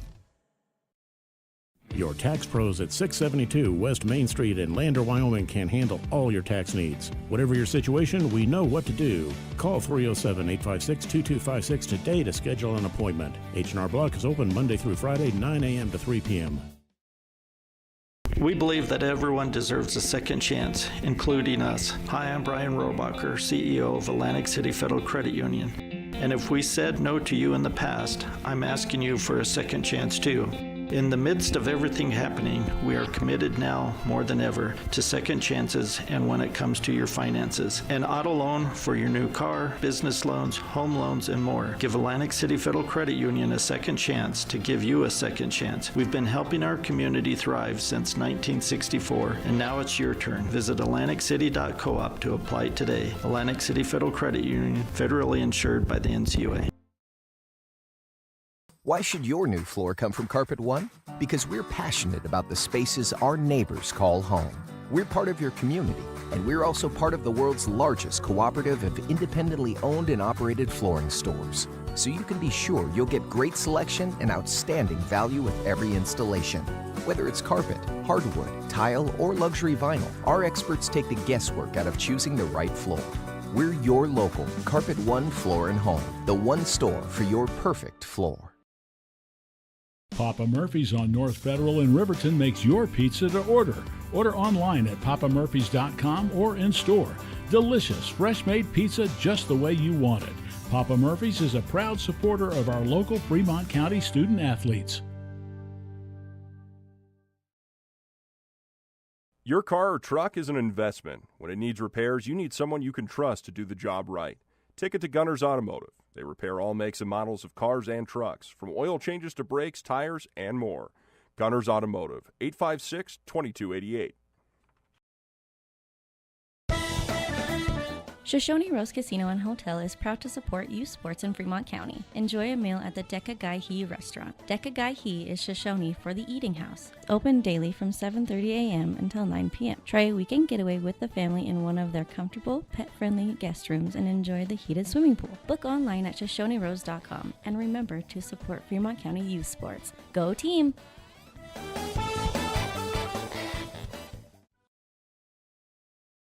Good news, DUI crashes and deaths are falling in Fremont County. We're doing better, but even one death on our roads from impaired driving, we take personally. We started the Fremont County DUI Task Force 2 years ago because we're losing too many friends, family members, and community members to impaired driving.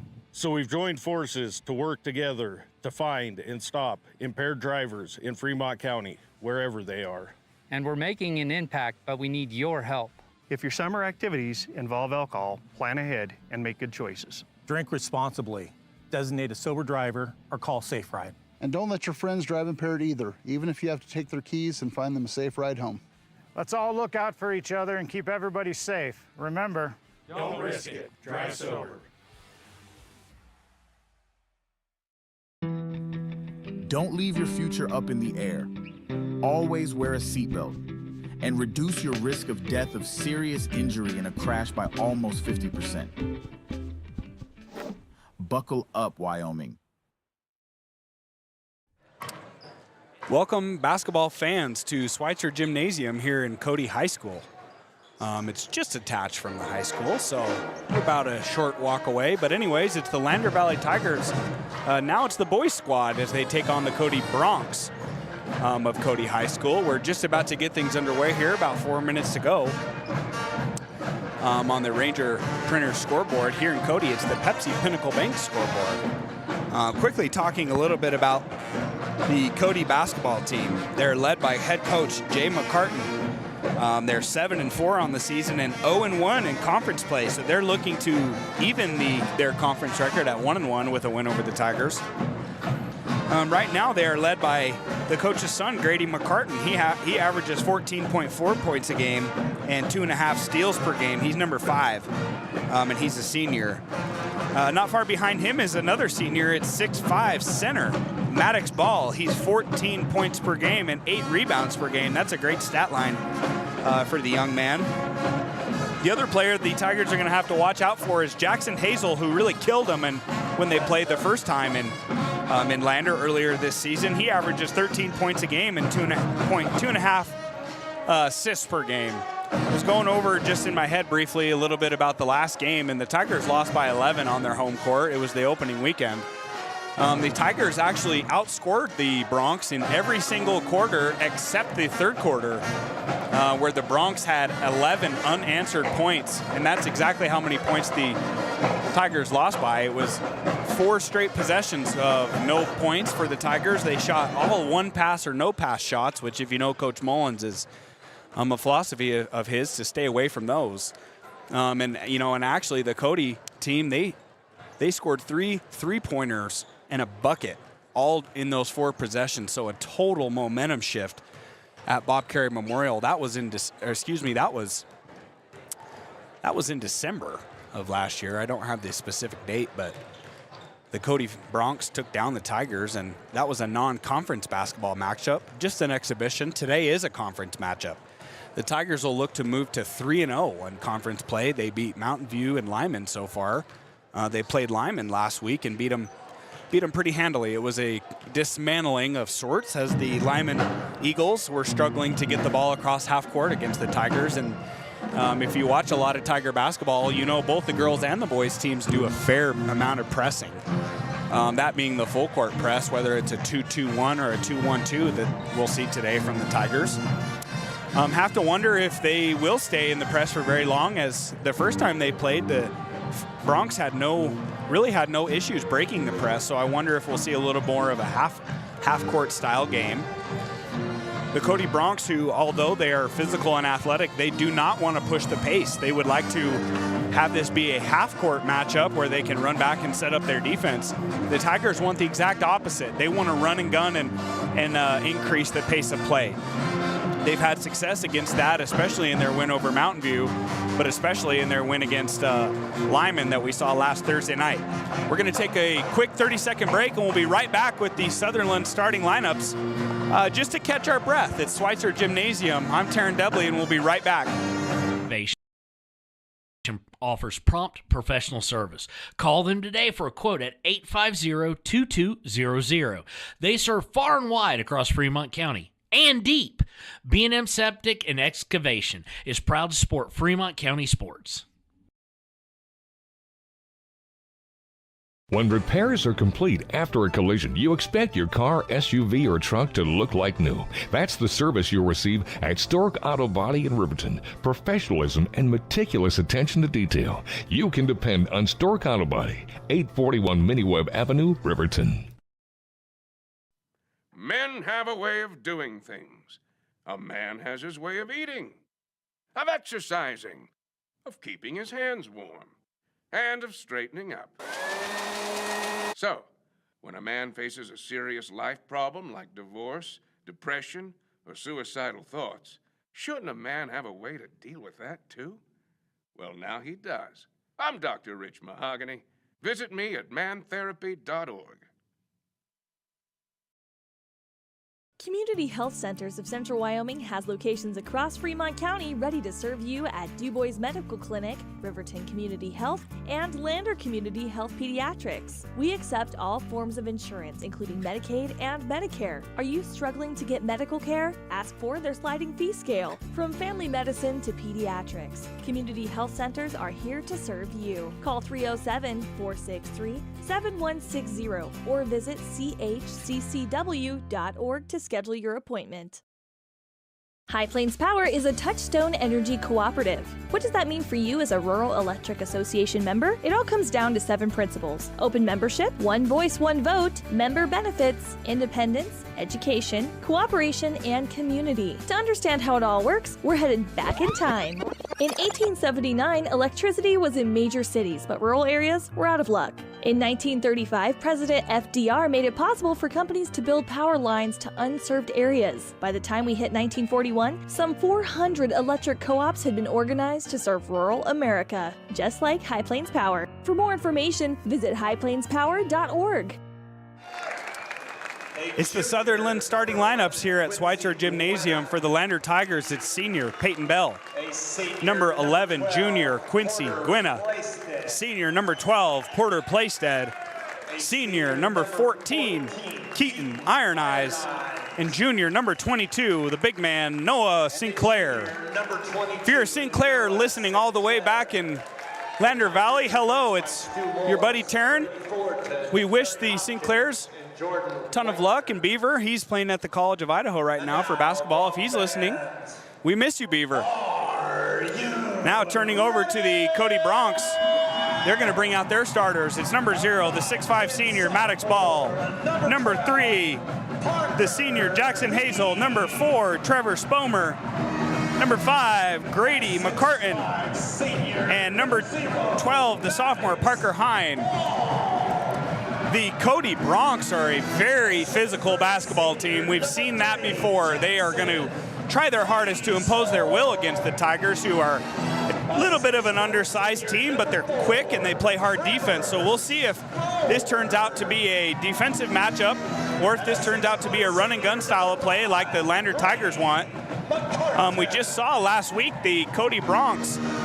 They're the number 2 ranked team in the state. They played the number 1 ranked team in the state, the Lovell Bulldogs. It was 38-33. Man, a 71 combined points is just crazy for a high school game, folks. So you know that the Bronx are willing to play a very slow style of game. And if the Tigers can force the Bronx to speed up their pace of play, we may see a very close basketball game here today, folks. In the center jump circle, it's number 22, junior Noah Sinclair against Maddox Ball, and he loses the tip. It goes into the hands of the Bronx, over into the hands of McCartan. It's a 2-3 zone here for the Lander Tigers. They go right inside to Maddox Ball. His shot is up, and it's no good. Outlet pass caroms off of Iron Eyes' arms, and it's a turnover for the Tigers. I do not want to say that word ever again if I don't have to. Nonetheless, it's Cody Bronx basketball. Entered into Hazel. 2-3 zone defense for the Tigers. It's Quincy Gwynna and Peyton Bell. They got green undershirts on at the top of the key. Ball's into the corner to Hine. Pass is tipped and dove on by Quincy Gwynna. It's out of bounds. Great hustle play there by Quincy. Gets all the Tigers off the bench, even though it stays in the hands of Cody. That's the type of effort you want to see from the Tigers. Ball is entered to McCartan. He crosses the timeline, walking. Throws it over to Hine. They're looking to get the ball down low to their big man, Maddox Ball. It's hard to do that against a 2-3 zone defense, so we'll see if they shoot the ball from outside. Tigers are doing a really good job of keeping their hands up right now. The ball swung around the top of the key. Long cross-court pass to McCartan right here in front of our Lander Tiger bench in our broadcasting booth. The Bronx are moving from right to left on the YouTube stream. They're wearing a white uniform with blue numbers trimmed in gold. McCartan's long 3 is good. That's going to start the scoring affair. So far, it's 3-0 here with 6.5 minutes to go in the first period. Sinclair with a nice rim run gets a pass from Playstead. He's fouled at the free throw line and just flips the ball up off the glass and in. The bucket is good. Sinclair starting his day early. He plays much better when he sees the ball go through the rim a few times early. The basket's good. They haven't put it on the scoreboard yet, but we know it's 3-2. His first free throw is up and good. So it's 3-3. This time it's Hazel who brings the ball down. He throws it to McCartan, who thought about a 3. He just buried one. Wow, nice high-low passing there by the Bronx. Hazel feeds it down low to Maddox Ball, who all he has to do is turn and shoot, and it's a layup. It's 5-3 now, 6:20 to go here in the first period. Peyton Bell runs to the pinch post, hands it off to Sinclair. Now runs to get the ball back from Sinclair and drives the key. His layup is up, rolls around, and it's no good. Rebounded into the hands of Ball. Nice offensive possession there from the Tigers. Long bounce pass is stolen away from Hazel by Keaton Iron Eyes, who apparently stepped on the baseline. Real late call there from the official. Not sure if he stepped on the line, but nobody argues from the Tiger bench. It's 5-3 on the Ranger Printer scoreboard. Cody leads by 2. It's a baseline out of bounds, and the Tigers go to a 2-3 zone defense, as they've done most of the year. It's Peyton Bell and Quincy Gwynna on the top. Keaton Iron Eyes and Porter Playstead on the wings. Junior big man 22, Noah Sinclair down low. They find Maddox Ball again down low, whose shot is up and good. He was smacked on the arm, but it wasn't called. Thank goodness. It's 7-3 now in favor of the Phillies. Maddox Ball already has 4 points in the game. They're running a trap at the top of the key, and they turn it over into the hands of Hazel, who dribbles all the way down. His layup is wide open, but he misses. Rebounded by Parker Hine. His putback is good. Now it's 9-3. Peyton Bell looks to push the ball down the court. Tigers are moving left to right. They're wearing a green uniform, white numbers trimmed in black. Noah Sinclair hands the ball off to Quincy Gwynna, who's fouled by Parker Hine. I can see what the Bronx are trying to do there. They're trying to deny these handoffs by what's called icing it, forcing it to go the other way. That time it was a foul. Second team foul by the Bronx. Incoming into the game is junior big man 45, Gavin Romer. We love seeing him on the court. Man, he plays well. They're going to low, see if they can't go high-low with him going against ball. They can't enter it to him, so instead they kick the ball over to Keaton Ironeyes, who swings it back to Sinclair. Sinclair drives left-handed to the middle of the key, can't find anyone, hits Peyton Bell in the corner, back out to Quincy Gwinna. His shot fake leads to a drive. He kicks it out to Sinclair, who's absolutely bodied at the free throw line. It's not called. Kick out to Peyton Bell. His three's no good. Rebounded into the hands of the Bronx. Hazel's down court pass to McCartan is on the far side wing. They bring it back out to Hazel, who swings the ball around to Spomer. That's Trevor Spomer. McCartan, his bounce pass is turned over into the hands of the Tigers. That's the third turnover now for the Bronx. 1 for the Tigers. No, it's 2 for the Tigers, excuse me. Sinclair's got the ball on the far side wing. He hands it off to Peyton Bell, who looks for an option. He throws it to the near side wing, Keaton Ironeyes, who drives against McCartan. He's stopped, so he kicks it out to Noah Sinclair, who drives the lane and is fouled by number 4, Spomer. We'll have to wonder if that was a makeup call on the last drive from Sinclair, who just got two-hand shove in the back. Wasn't called. This one was called on Spomer, his second team foul, third of the quarter. It's going to be baseline out of bounds. Outcoming is Spomer and Hine. Coming into the game is number 11, that's Trent Bauer. And number 1, who I didn't see, that's Nathaniel Pryor. Sinclair's shot is off, rebounded by Gavin Romer, and the bucket is up and good. Into the got to catch up here, behind a little bit. 4 minutes to go. Tigers are down 9-5. It's a 2-3 zone defense. Bronx are going to swing the ball around, look to penetrate the ball with a pass, but they can't do it. They try to pass it, but it's tipped around and dove on by the Tigers. Great effort by Keaton Ironeyes. The outlet pass is stolen by McCartan. That's a savvy play from the senior.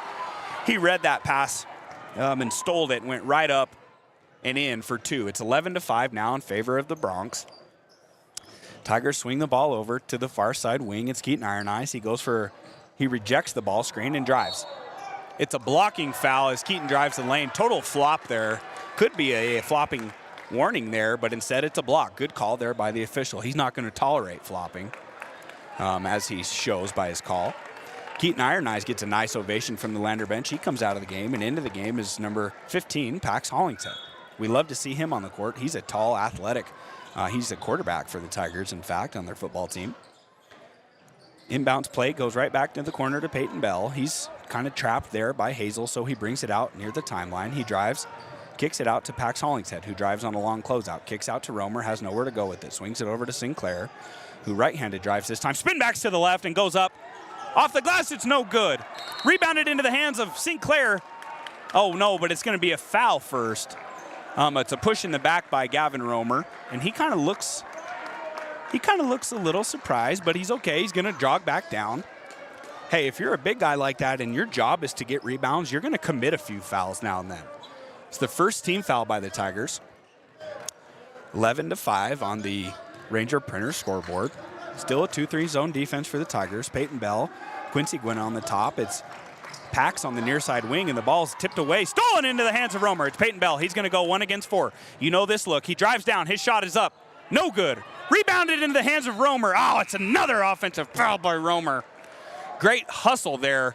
Man, he runs all the way down the court to get himself in rebounding positioning, and bodies just bounce off of him, and he gets called for the foul.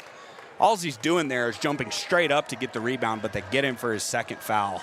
So he's going to have to come right back out of the game. The Tigers are going to need him down the stretch. It's 11-5 in favor of the Bronx. Ball swung over to Pryor. Now it's into the game is Griff McCartan, Grady's younger brother, the son of the coach. McCartan on the far side wing, Grady. He passes it back up to Pryor, who dribbles, swings it over to number 11. That's Trent Bauer. Back into the hands of Pryor. His long three is no good. Rebounded down low to offensive rebound, Jackson Hazel. His shot is up and good. Man, he's a high jumper. That's a 2-footed jump straight in the front of the rim, and dang near gets his hands up on the rim. He's a good athlete. It's the Tigers. Now Peyton Bell, he drives the key over to Pax. His three is up. No good. Offensive rebound, Porter Playstead, who kicks it out to Peyton Bell. His three is no good. Rebounded into the hands of Griff McCartan. The Tigers are going to have to be careful not to foul here. McCartan pushes the ball down the far sideline into the hands of number 34, who just checked in. That's Josh Showers. His shot's up and no good, rebounded by Peyton Bell. Peyton Bell drives the far sideline, looks to set things up. Tigers swing the ball all the way around to Keaton Iron Eyes. He drives the middle of the keys, cut off. Now it's over to into the hands of Playset, who gets it to Quinney. His layup he drives the key and his layup is short. It's no good. Tigers are going to have to convert on some of these layups. It's 13-5. Tigers still in a 2-3 zone. Ball now on the left side of our court, into the hands of the Bronx. They're throwing the ball around the top of the key, looking to shoot, but nobody's there. Or excuse me, the Tigers are there to contest the shot. Instead, they go inside. It's stolen away by Keaton Iron Eyes. Sixth turnover by the Bronx. Peyton Bell decides to drive the lane up and under. Acrobatic layup is no good. He's looking for the foul, is not going to get it. Into the hands of Pryor, who drives all the way down. Pushes off. Push shot is up and no good. Rebounded into the hands of Quincy Gwinna, who pushes the ball to Hollingshead. Back to Playstead. Quincy's wide open for three. Attacks a long closeout drive. His right-handed shot is up, rolls around, and it's no good. Tigers are getting excellent looks now. It's 13-5, 30 seconds to go here in the first period. Man, we haven't had hardly any stops in play. You can tell both teams are tired right now. 22 seconds to go here. Griff McCartan's going to shoot it from the volleyball line. Nobody guards him. It's a bad shot, rebounded by Peyton Bell. He's going 1 against 2. He's fouled at the top of the key, but it's not called. That's totally a hand check. Into the hands of Keaton Iron Eyes. He's on the far side wing. Sorry there, folks. 5 seconds to go. Keaton at the top of the key. He's gonna cross over in front. He drives the sideline. His jumper is up and it rattles around and out. Man, the Tigers had 3 basketballs go all the way down the hoop and come right back out. At the end of 1, it's 13-5 in favor of the Bronx. We'll be right back to catch our breath. The staff and board of the Fremont County Fair wish to thank everyone who attended the fair this year. Whether you enjoyed Family Day, a night event, entered a craft, or showed livestock, thanks for all your efforts. Stay tuned for a bigger and better Fremont County Fair next year. Hey guys, this is Nick Haskell, and here at Haskell's Furniture and Flooring, we have the best brands. With our size, we are able to shop for you. We're able to choose the top products from the best companies. We carry Lazy Boy, Tempur-Pedic, Ashley, Sealy, Serta, and more. With our variety, we can make sure we're a one-stop shop for all of your home furnishing needs. Come in today to one of our locations in Cody, Lovell, Worland, and Riverton, where we have the best prices and a better service.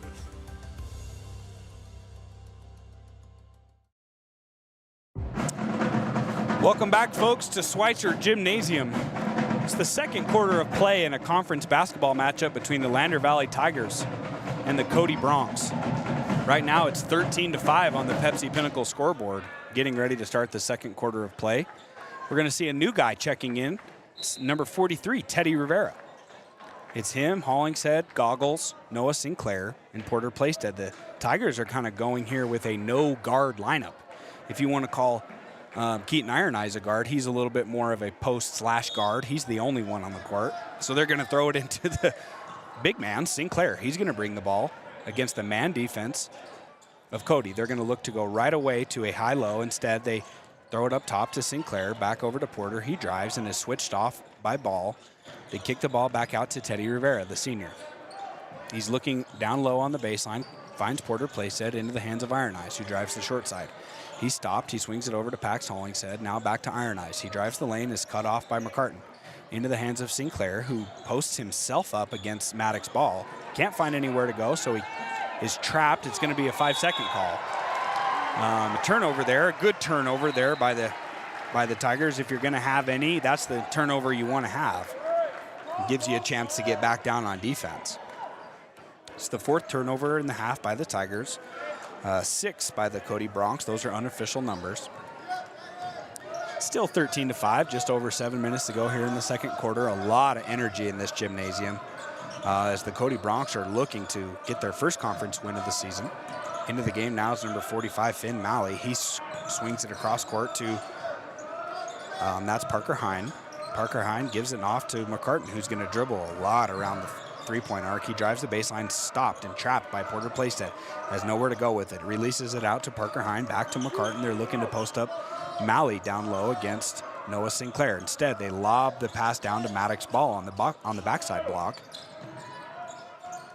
It's Still a 2-3 zone defense from the Tigers, and it's going to be foul by number 22. That's Noah Sinclair, his first foul of the game and the first team foul of the quarter.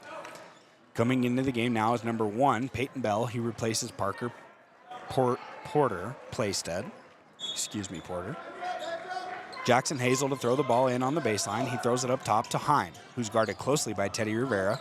Still a 2-3 zone, but an elevated wing position from Pax Hollingshead. They throw it down low to Trent Spomer, who travels along the baseline. It's a turnover, 7th turnover of the game by the Bronx into the hands of the Tigers. 6.5 minutes to go now, 13-5 in favor of the Bronx. Tigers run a dribble handoff followed up by a ball screen. Noah Sinclair, his shot is up and good, but he's called for a charge. Very, very late call there by the official. We're going to have to take those points off the board. It's 13-5 with the second foul in about 30 seconds by Noah Sinclair. Second team foul of the quarter. He's going to have to be careful he doesn't pick up a third foul, and they're putting a lot of pressure on him down low with Maddox ball.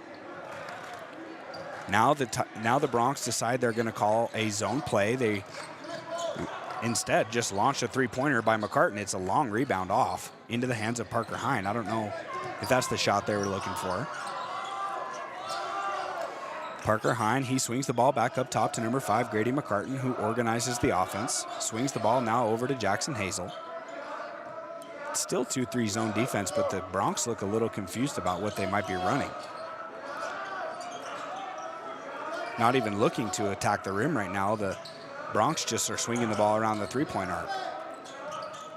Spomer, he finally gets it inside the three-point line to Ball, who just retreats out and kicks it to McCartan at the top of the key. Now Parker Hine decides to shoot a three from the wing. It's no good. Rebounded into the hands of Noah Sinclair, who's fouled on the rebound by Maddox Ball. Great defensive possession there by the Tigers, who are just not giving any open opportunities to the Tigers. Coming into the game is junior guard, number 11, Quincy Gwynna. He'll replace Sinclair with his 2 fouls. Quincy pushes the ball up to Peyton Bell, who reverses the ball over to Quincy Gwynna, back to Peyton Bell. He's running a screen and roll with Keaton Iron Eyes, kicks it to Teddy in the corner. His three-pointer's up and no good. Rebounded into the hands of Iron Eyes, who flips it up and in. First basket of the game for Iron Eyes, first Tiger basket in the quarter. It's 13-7 now, 6-point lead for the Bronx. 5 minutes to go here in the second quarter, and of course, the Bronx are going to pull the ball out at half court and force the Tigers to guard them. They are in no rush to play fast. This time they get the ball down low to Ball, swings to the corner to Hazel, who throws the ball back down low to Ball, who's trapped on the baseline. The pass is errant and out of bounds. Turnover there by the Bronx. 8th turnover of the game for the Bronx. Inbounds pass from Gwynna goes into Peyton Bell. He looks over to Coach Mullins and says, what play are we going to run? They're looking to post up Keaton Iron Eyes down low against the senior McCartan, which is probably a good matchup for the Tigers. But instead, Peyton Bell drives the lane, and his layup is up and good. It's 9 points now for the Tigers, 13 for the Bronx. Excellent speedy move there from the senior guard, Peyton Bell. Grady McCartan decides to pull the ball out again. He's just content to let time run off the clock. That's how this Cody team wants to play. He's hounded by Quincy Gwynna. Almost turns it over, nearly does. Tigers calling for a double dribble there. It's an outlet pass to McCartan, who dribbles. Dribbles down low to Spomer, who drives the baselines, trapped by Hollingshead, who finds a nice cut to Maddox Ball. His layup is no good, and the tip-in is going to be Jackson Hazel. He's fouled on the tip-in. It's going to go against number 15, Pax Hollingshead.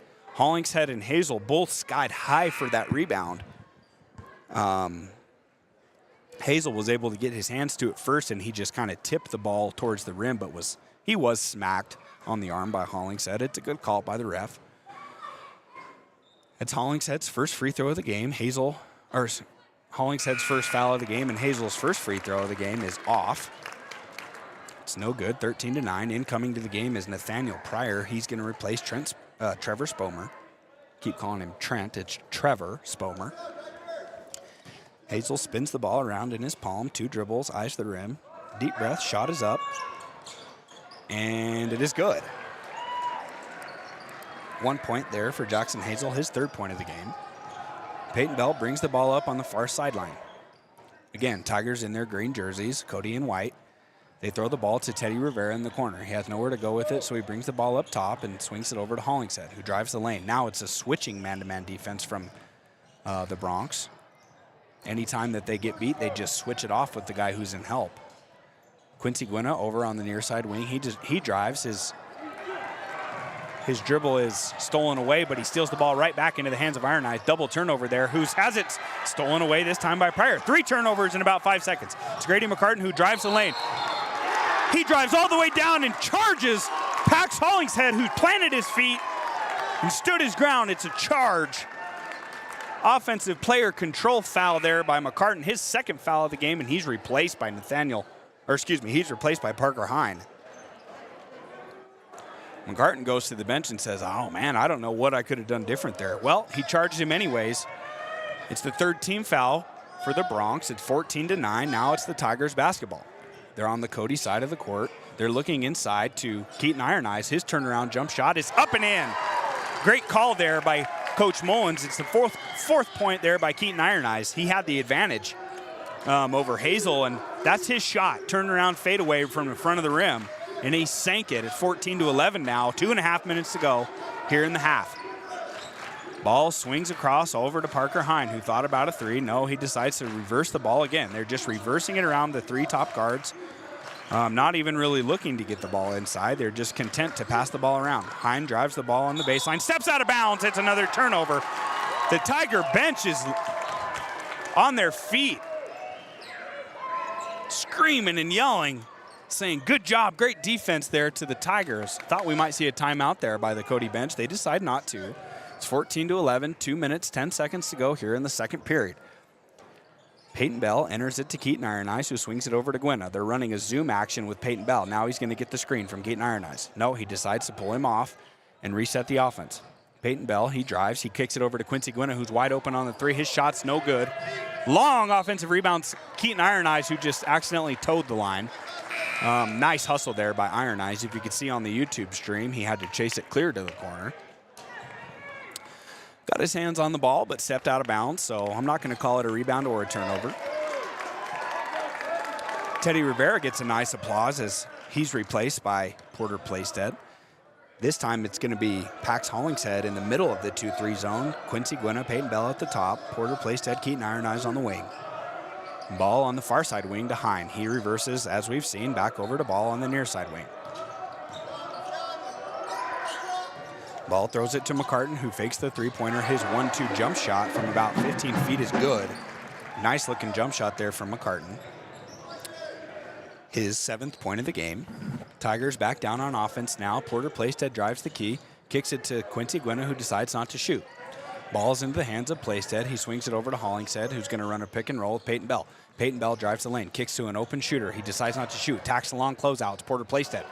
His shot is up, and it's no good. Great rebound there by Maddox Ball, the 6'5 senior.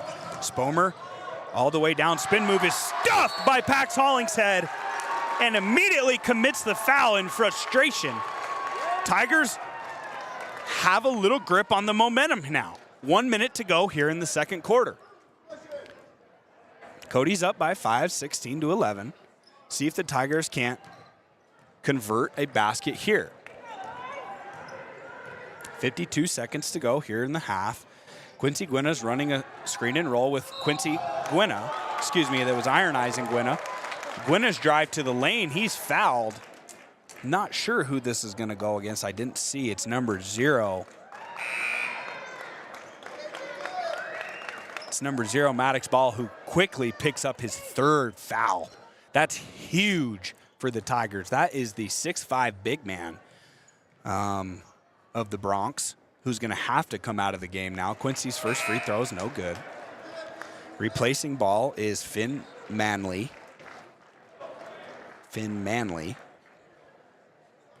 As Quincy toes the line for his 2nd free throw.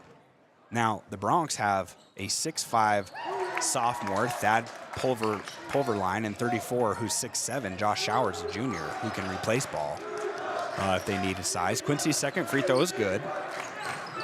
It's 16-12 now with 38 seconds to go here in the half. The Broncs are looking a little bit like deer in the headlights. They're not sure what to do against this athletic, long-armed defense of the Tigers. It's Hazel inside. His jumper is up and good. Man, he is quite the leaper. He shot it over Pax Hollingshead. There's 15 seconds to go, and the Tigers decide to slow things down. It's Peyton Bell at the half court. He's guarded closely by McCartan. We don't have a 5-second call, so he's waiting. Now he goes. There's 5 seconds to go. He swings the ball over to Quincy Gwynna, who launches a three. As time expires, it's no good. Rebounded into the hands of Finn Malley. Good quarter there from the Tigers. It's 18-12 now as the halftime buzzer sounds. We will be right back with our United States Marine Corps halftime show after a few words from our sponsors. A people, an idea, for right and freedom, for liberty and justice for all. For every square inch between fruited plains and spacious skies. Marines fight to win. See all the battles Marines fight to win at marines.com.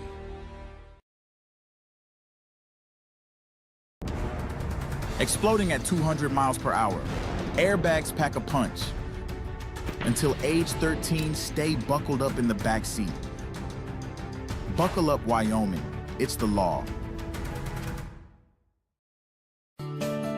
Snyder Signature Properties would like to give a huge shout out to the local sports of Fremont County. They are here to support your team and your local home real estate needs. Call today to see how Snyder Signature Properties can help you buy and sell your next property. Good luck to all Fremont County athletes. Detailing done different can protect your vehicle with S-Tex Action Series, Carbon or Smart Series ceramic tint, plus premium ceramic coatings for maximum UV and heat protection. All backed by a lifetime warranty. Expect expert detailing to make any ride look brand new.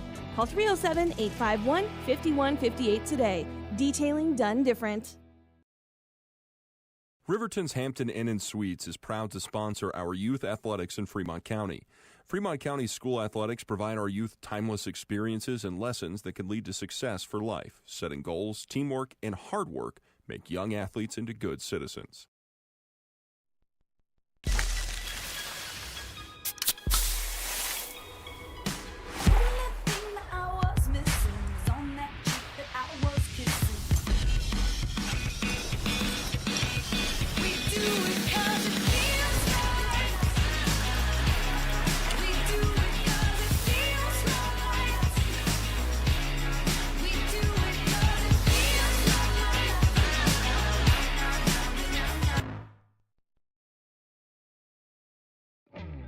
A proud sponsor of this broadcast is Bailey Enterprises. For over 50 years, Bailey has become the name you can trust.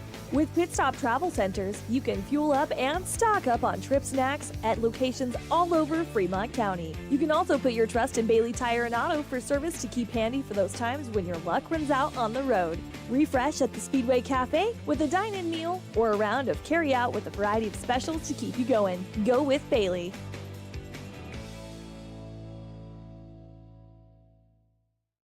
Living well isn't just about things. It's about the things that matter. Your family, your friends, and your health. For decades, Sage West Healthcare has been committed to improving the health and care of our communities. Today, we're investing more in our communities, in our people, in advanced medical technologies, and in specialized facilities, so access to better care is close to you and the things that matter most. Sage West Healthcare. Be well, live well. That's why we're here. Riverton Blowdorn Lumber is proud to support youth sports. Experience the Blowdorn difference. Quality products, design, delivery, and expert service. Blowdorn Lumber, 1202 North Federal in Riverton. Blowdorn Lumber.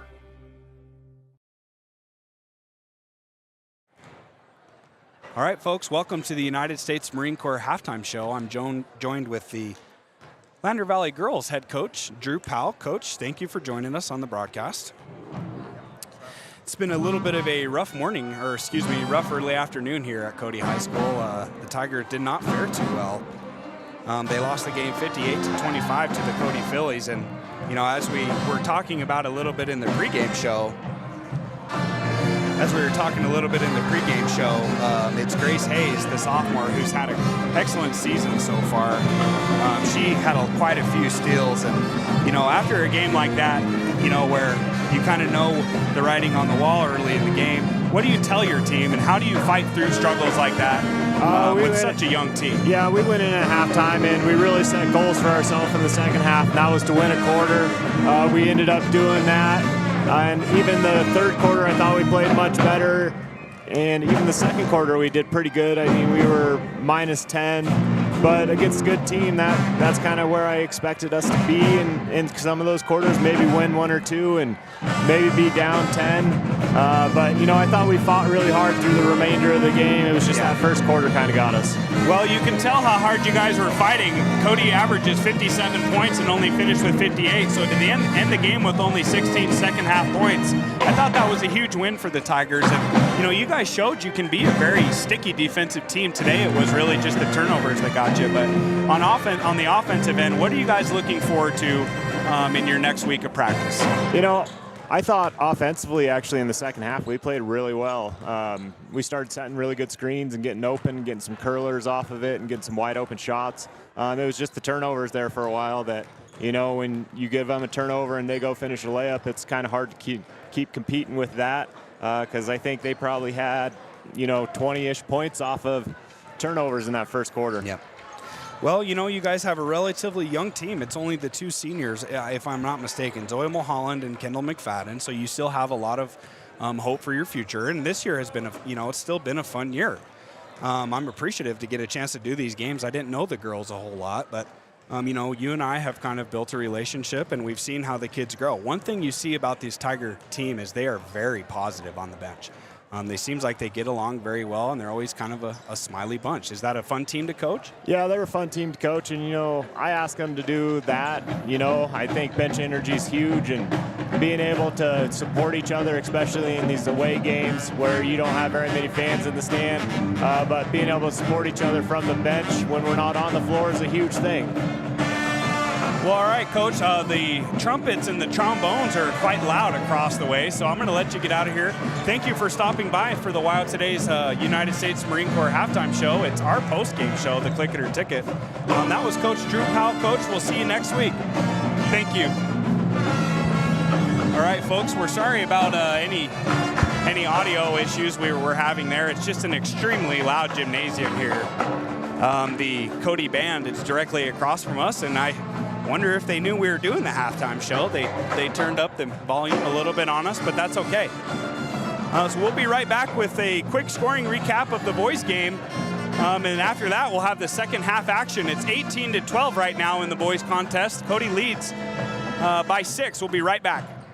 But you don't have a lot of time. Expressway Lubes on South Federal in Riverton and Highway 789 in Lander provide a fast, professional lube oil and filter change. Expressway Lubes, locally owned and proud to support our local student athletes.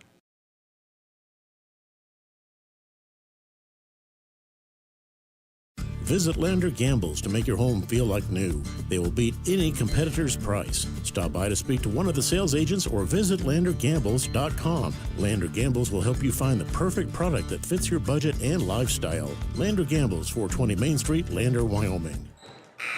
All right, folks, welcome back to the United States Marine Corps Halftime Show. That was a little bit of the Click It or Ticket postgame show with Coach Drew Powell, but now we're back on the boys' action. The referees are out. There's about 2 minutes to go here in halftime. Let's recap scoring.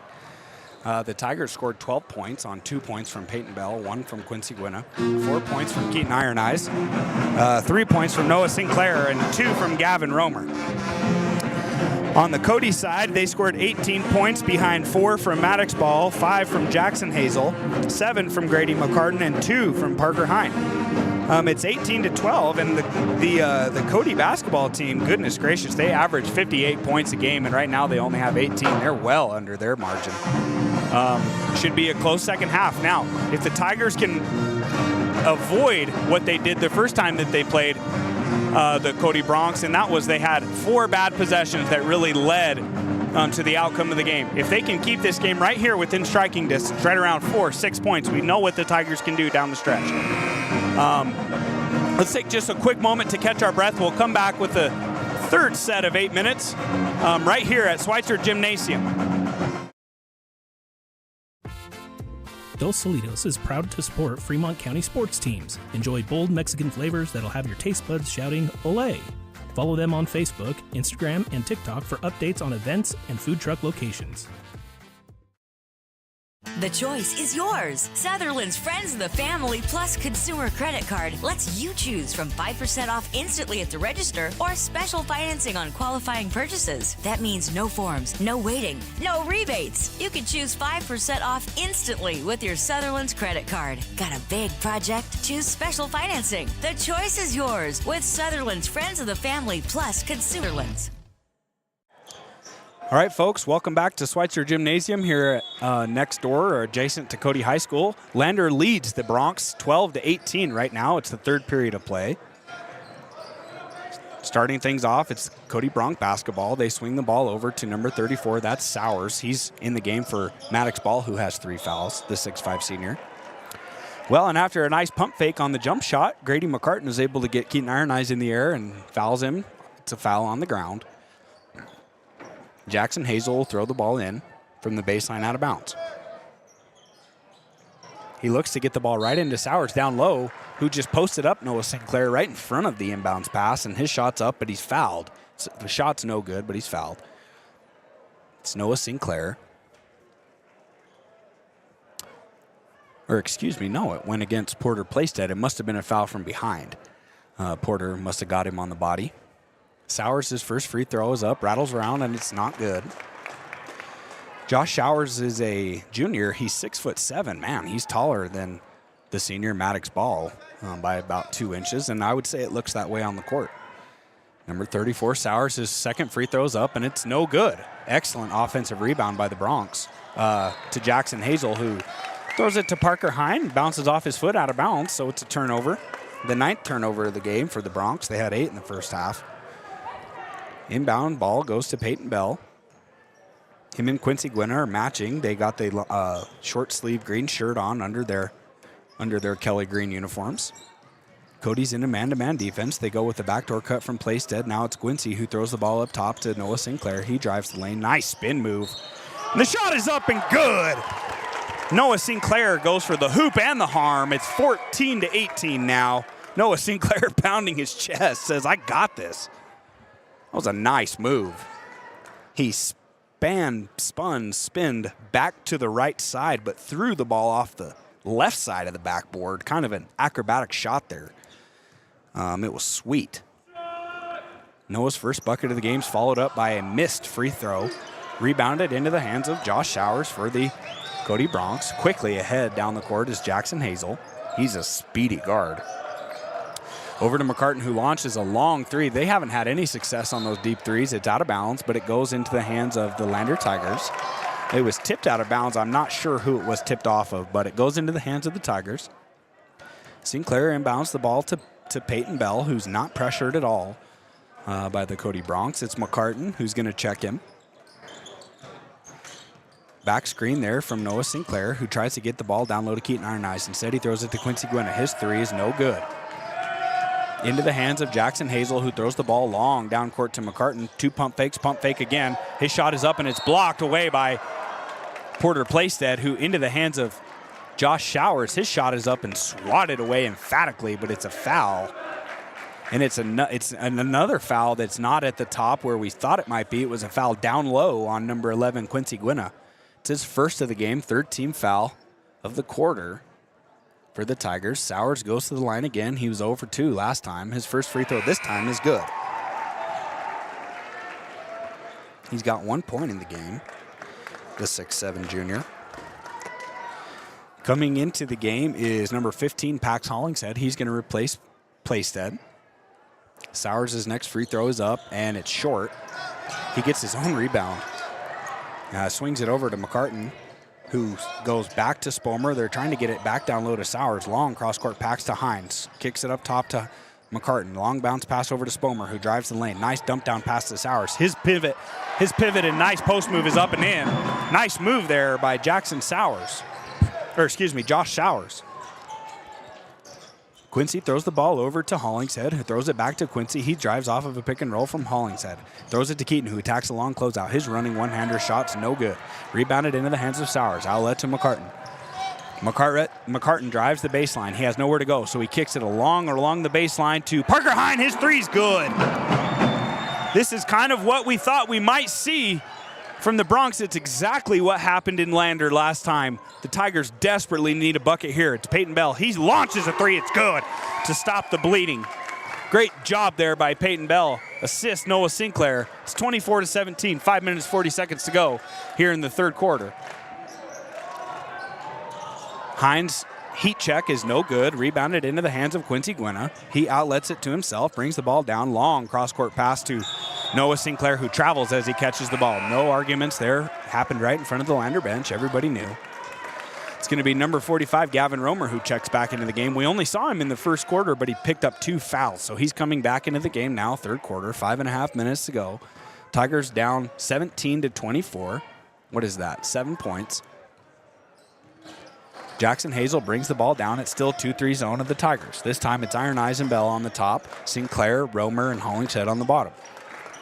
They get the ball into Jackson Hazel, who's swarmed by Tigers. He's just going to shoot a fake jump shot, passes it to Sowers, who his shot is up and good. Another bucket there by Sowers. He's got 5 in the quarter. Ball now pick and roll between Romer and Iron Eyes, who turns it over into the hands of Sowers. They get the ball to Parker Hine, who drives all the way down, who travels. It's not called. It's shots up and no good. Rebounded by McCartan. His shot is up and no good. Rebounded by Romer, who quickly outlets to Peyton Bell. It's one-on-one against McCartan. Nice Euro step move. He flips it up and in. 5th point there in the quarter by Peyton Bell as Coach Mullins decides to take a quick 30-second timeout. 30-second timeout by the Lander Tigers. Good call there by Coach Mullins. It's 26-19, 4 minutes, 44 seconds to go here in the third period. We'll be right back after a word from our sponsors. Your tax pros at 672 West Main Street in Lander, Wyoming can handle all your tax needs. Whatever your situation, we know what to do. Call 307-856-2256 today to schedule an appointment. H&R Block is open Monday through Friday, 9 a.m. to 3 p.m. We believe that everyone deserves a second chance, including us. Hi, I'm Brian Rohbacher, CEO of Atlantic City Federal Credit Union. And if we said no to you in the past, I'm asking you for a second chance too. In the midst of everything happening, we are committed now more than ever to second chances and when it comes to your finances. An auto loan for your new car, business loans, home loans, and more. Give Atlantic City Federal Credit Union a second chance at the NCUA. Well, I've been trying to bring us back after a commercial as soon as the Cody band stops, and man, they play very loud. It's a great sounding band. Into the game now, it's going to be, another timeout. The Tigers went to slap on a 2-1-2 press, and the Cody coaching staff did not feel comfortable with it, so they're going to take a timeout of their own and chat about their press break. It's another 30-second timeout, so we'll just keep it right here. As you can hear that the band across the way is a very, very good sounding band. This would be a good time for us to show the band a little bit. Might be able to do a little zooming in action. There they are, way over there. It's a good sounding band. They're led by their band coach who's playing the trombone. That's what I played when I was in middle school. Best instrument around. Okay, well, the Tigers are going to go into a 2-2-1 press. At the top, it's Peyton Bell and Teddy Rivera. The band's still playing here, so they're going to redo the inbounds pass. Referee just says, hey, let's just take a sec and wait for the band to stop. We'll redo things. It's Pryor to inbound the ball. He gets it over to number 11. That's Bauer. That's Trent Bauer. His brother Wade is on the team as well. Hazel splits through the defense. He's drive to the middle of the lane is a very nice drive. He dumps it down to Maddox Ball. His shot's up and good. It's 28-19 now, 9-point lead for the Bronx. Peyton Bell's got the ball. He calls for a drag screen with Romer. He uses the screen, goes off, and passes it to Sinclair, who drives the lane, can't find anybody. Kicks it out to Pax Hollingshead, top of the key. Three's good! Great shot there by Pax Hollingshead. Assists Sinclair. Now the Bronx are in the backcourt. They're faced against the 2-2-1 zone press of the Tigers. Hazel drives right across the timeline and stops. He's trapped, so he throws it over to Bauer, who kicks it back to Hazel. Swings all the way across the court to Pryor now. Back up top to Hazel. As we've seen against the 2-3 zone defense of the Tigers, the Bronx are just content to throw it from wing to top to wing to top, back and forth like a windshield wiper. Now they get the ball inside to Sowers, who throws it in down low to Maddox Ball, who makes a nice catch of the pass, but his shot is off the bottom of the backboard. It's blocked. I think it might have been blocked by Romer. Into the hands of Peyton Bell. He brings the ball down, sets up the offense. Drives the middle of the key. Over to Sinclair, who was pushed around. I wasn't sure. I couldn't really see that, but it was called as a travel. It looked to me like he might have got shoved. So it's a turnover to the Tigers. Unofficially, their 6th of the game. Cody has 10. Into the hands now of Nathaniel Pryor for the Bronx. He brings the ball down, throws it off to the near side wing to McCartan. Back to the far side wing to Bauer, back to McCartan, just like a windshield wiper. McCartan drives the key. His 1-2 jump shot is up and good, and he's fouled on the shot by Keaton Iron Eyes. It's going to be a hoop and the harm. Fourth team foul of the quarter by the Tigers. Second personal foul of Keaton Iron Eyes. It's going to send McCartan to the line. He's got 9 points in the game, now 10 with the free throw being good. Inbounds pass to Peyton Bell. Tigers are still down 9. 3 minutes to go here in the third quarter. Peyton Bell wants to go with the high-low action. He throws it to Hollingshead, tries to get the ball down low to Romer, can't. Swings it over to Iron Eyes. Now the ball is down low to Romer. Has nowhere to go with it. Nice baseline pass to Teddy Rivera. His three's no good. Rebounded into the hands of Romer, but it's tipped out of bounds. He couldn't control the rebound, which is okay. Ball goes out of bounds into the hands of the Bronx. Pryor runs right past the Lander bench and says something to the coach. I'm not sure what that was. Nobody reacted, but it didn't look like it was a nice thing to say. Nonetheless, it's Cody basketball into the hands of Ball in the corner. He throws it up top to Pryor, who's hounded by Peyton Bell. Pryor just throwing elbows as he goes through the lane. He's got something on his mind. Long three is rebounded into the hands of Ball, stolen away by Peyton Bell, who tips it off of who deflects the ball off of Maddox Ball out of bounds. So it's going to stay into the hands of the Tigers. Romer inbounds the ball now to Peyton Bell. Throws it to the near side to Pax Hollingshead, who drives to the middle, can't go nowhere. Throws it back to Teddy Rivera, swings it across to Iron Eyes. Back to Bell, who spin moves in the lane. His shot is up and no good. He's fouled by Pryor, who really doesn't like that call. I'm going to see if he happens to say something again. He is. He's going right to the official. Has questions about that, and so does his coach. Well, Peyton Bell's shot was no good. He goes to the line. It's only Pryor's first foul of the game. I'm not sure what the discussion's about. Peyton Bell's first free throw is no good. It's short. Coming into the game now is Trevor Spomer, Jackson Hazel, and Parker Hine. For the Tigers, it's going to be, who came back in? Noah Sinclair. He replaces Teddy Rivera. Peyton Bell with the white and black shoe. He steps up to the line. His second free throw is good. He's got 6 points now in the quarter, and he's going to be replaced by Quincy Gwinna.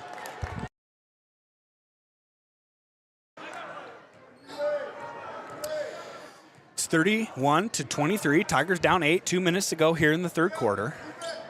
Jackson Hazel drives the ball down. He throws it off to the far side to McCartan. We're going to see the windshield wiper game again. They pass the ball around, waiting for someone to flash to the middle. No one's flashing this time. There's 4 guards out, one post in. That's Sowers. Now Hine decides to go down to be the second post. McCartan drives the right side. He looks like he's going to go to a 1-2 jump shot. It's not there, so they swing it back over to Hine. Now back into the hands of McCartan, who push passes it to Hazel in the corner. His three is no good. Rebounded into the hands of the Tigers. It's Quincy Gwinna, who decides to let everyone run past him and slow things down. Pax Hollingshead on the wing. His three is good. 26-31, the Tigers are coming back. It's a 5-point lead now. Pax with 6 points in the quarter. McCartan drives the ball down against the 2-3 zone of the Tigers. You can hear the Lander faithful chanting, defense, defense. That's exactly what we need right now. We need a stop. 52 seconds to go here in the third period. Tigers down 5. Ball to Spomer, who throws it down low to Sowers. He's trapped by Romer and Hollingshead. And the ball is tipped out of bounds off of Sowers' foot. That was a great defensive effort there from Gavin Romer. He deflected the ball out of his hands. It bounced off of Ball's foot. Or no, sorry, off of Sowers' foot out of bounds. Into the hands of the Tigers. 40 seconds to go here, 31-26. Hollingshead drives the far side. He throws it to Romer in the corner. Back over to Keaton Ironeyes at the top of the key. 30 seconds to go. Ball's in the hands of Gwynna. He's looking for someone to pass to. He throws it to Ironeyes on the far side. They throw a post pass down low to Pax Hollingshead. His turnaround jumper is no good. It's an offensive rebounding foul by Noah Sinclair, who's going to have to be replaced by Playset. It's Noah's 3rd foul of the game, 5th team foul of the Tigers, and because it's the 5th team foul, they're going to shoot free throws. Oh no, what do we have here? We have a lengthy discussion now. Referees are sending Porter Playstead back to the scores table and bringing Noah back into the game. Okay, I see now. Because it's a bonus free throw, he shoots 2. They'll do the substitution after the first free throw. Having said that, it's 31-26, 21 seconds to go here in the third period. It's Josh Sowers, who steps to the line. His first free throw rattles around, and it's not good. Now we can sub Sinclair out. Coming into the game is Playstead. 21 seconds to go here in the third period. The 4 rebounders down low is Hollingshead, Gwinnett, Ironeyes, and Romer. Sowers' second free throw rattles around and in. He's got 6 points now in the quarter. Ball into the hands of Quincy Gwynna, who's looking for the last shot. There's about 12 seconds to go here in the third period. He's dribbling near the timeline. Nobody's rushing out to guard him. Now they're going to run their offense. He drives to the left side wing, stops, reverses his dribble, throws to Pax Hollingshead on the wing, who launches a 3. Off the glass, no good. Offensive rebound is no good by Porter Playstead. He got the ball with about 1 second to go and flipped it up. It's no good. Tigers down 6 here going into the final period. This is exactly what we talked about. Tigers stay within striking distance, and there's only 8 minutes to go here in the game. We'll be right back with the final 8 minutes here to go at Schweitzer Gym and Cody High School. Why should your new floor come from Carpet One? Because we're passionate about the spaces our neighbors call home. We're part of your community, and we're also part of the world's largest cooperative of independently owned and operated flooring stores. So you can be sure you'll get great selection and outstanding value with every installation. Whether it's carpet, hardwood, tile, or luxury vinyl, our experts take the guesswork out of choosing the right floor. We're your local Carpet One Floor and Home, the one store for your perfect floor. Papa Murphy's on North Federal in Riverton makes your pizza to order. Order online at papamurphys.com or in store. Delicious, fresh-made pizza just the way you want it. Papa Murphy's is a proud supporter of our local Fremont County student athletes. Your car or truck is an investment. When it needs repairs, you need someone you can trust to do the job. Welcome back, folks, to Schweitzer Gymnasium. It's going to be Lander Tiger Valley basketball here for the final 8 minutes of the game. They're down 6, 26-32. Peyton Bell's got the ball at the top of the key. He's looking for the high-low pass between Ironeyes and Hollingshead. It's not there, so they swing it out back to Peyton Bell over to Ironeyes. Hollingshead now on the three-point arc. He drives and is fouled by Spomer, and that is a blocking foul. The Cody team is starting to look around and question some of these calls. It's nice to see some calls go Lander's way. Peyton Bell's going to inbound the ball on the baseline. He lobs it up top to Quincy Gwynna, but before that, it was a timeout, 30-second timeout by the Tigers. We'll take it with them. We'll be right back After a word from our sponsors, it's 32-26 in favor of Cody. 7.5 minutes to go here in the final period. Shoshone Rose Casino and Hotel is proud to support youth sports in Fremont County. Enjoy a meal at the Deca Gai He restaurant. Deca Gai He is Shoshone for the eating house. Open daily from 7:30 a.m. until 9 p.m. Try a weekend getaway with the family in one of their comfortable, pet-friendly guest rooms and enjoy the heated swimming pool. Book online at ShoshoneRose.com and remember to support Fremont County youth sports. Go team! Welcome back to Schweitzer Gymnasium. It's going to be Lander Tigers basketball on the baseline. I love how these two teams huddle. They all meet right in front of the bench, both teams standing. Inbounds to Pax Hollingshead, who does a nice little Barkley move. His shot is up and good. He's got 8 points now in the quarter. It's 28-32. Tigers down 4 on the Ranger Printer scoreboard. Hazel swings the ball over to Hine. He's about at the volleyball line. So's McCartan and Hine on the two wing positions. They're running a misdirection play. They get ball down low, and it's blocked by Romer. The ball comes right back into the hands of Maddox Ball, who's fouled on the rebound by Hollingshead. And the Cody coaching staff does not like that. They wanted that foul to be on the shot, which I could agree with that. I could understand that. It's the first team foul of the game, or first team foul of the quarter by Hollingshead. No, goodness, it's the first team foul by the Tigers, second team foul by Hollingshead. They throw the ball into McCartan, who drives the middle of the key. He stops at the free throw line and pops a jumper. Cody's first points of the quarter. It's 34-28. Ball back down into the hands of the Tigers. It's turned over. Only the fourth turnover of the half by the Tigers. Back down on the other end, it's Spomer, who drives the lane, flailing out of control. And they call a blocking foul on Gavitt Romer, who was just standing there. I'm not sure about that one. His third foul of the game. Second team foul of the quarter by the Tigers. Spomer steps to the line. His first free throw is no good. Coming back into the game is number 22, the junior. He replaces another junior, Quincy Gwinna. Also coming back into the game is going to be number 12, Porter Playstead. He replaces Gavin Romer, who got poked in the eye on that play. 6 minutes, 55 seconds to go here. Schweitzer Gym. It's a conference matchup between the Tigers and the Bronx. Spomer's next free throw is up and in. Now it's a 7-point lead in favor of the Bronx. Ball back into the hands of the Tigers. Porter throws the ball up top to Keaton Iron Eyes, who drives the middle, has nowhere to go with it, kicks it out, and turns it over into the hands of Hazel. They throw it to Maddox Ball down low, who tries to dunk it and has rim-checked himself. Absolutely rim-checked himself and missed the dunk. And that's going to happen every now and then. Still got to give the big guy credit for going up in traffic trying to dunk. He fouls Hollingshead on the rebound. It's his fourth foul. You don't see a lot of dunking in high school basketball, and he saw his chance and went for it. He's going to come out of the game now, replaced by Nathaniel Pryor. Cody is going real small now. They got 5 guards on the court. This would be a great opportunity for Pax or Keaton to post up down low. Instead, they're going to throw to Peyton Bell on the far side wing. His three's up, and it's no good. And another offensive rebounding foul by Pax Hollingshead. I believe that's his first offensive rebounding foul, but it's about the 4th we've seen from the Tigers. It's Pax's 3rd foul of the game, 3rd team foul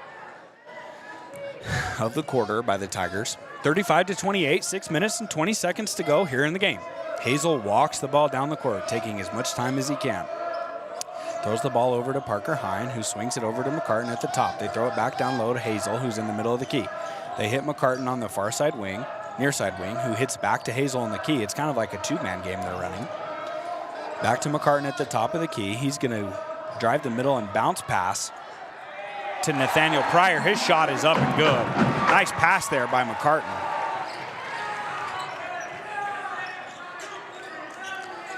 Pryor's first basket of the game. He's got 2 points now. Tiger basketball down here on the close side.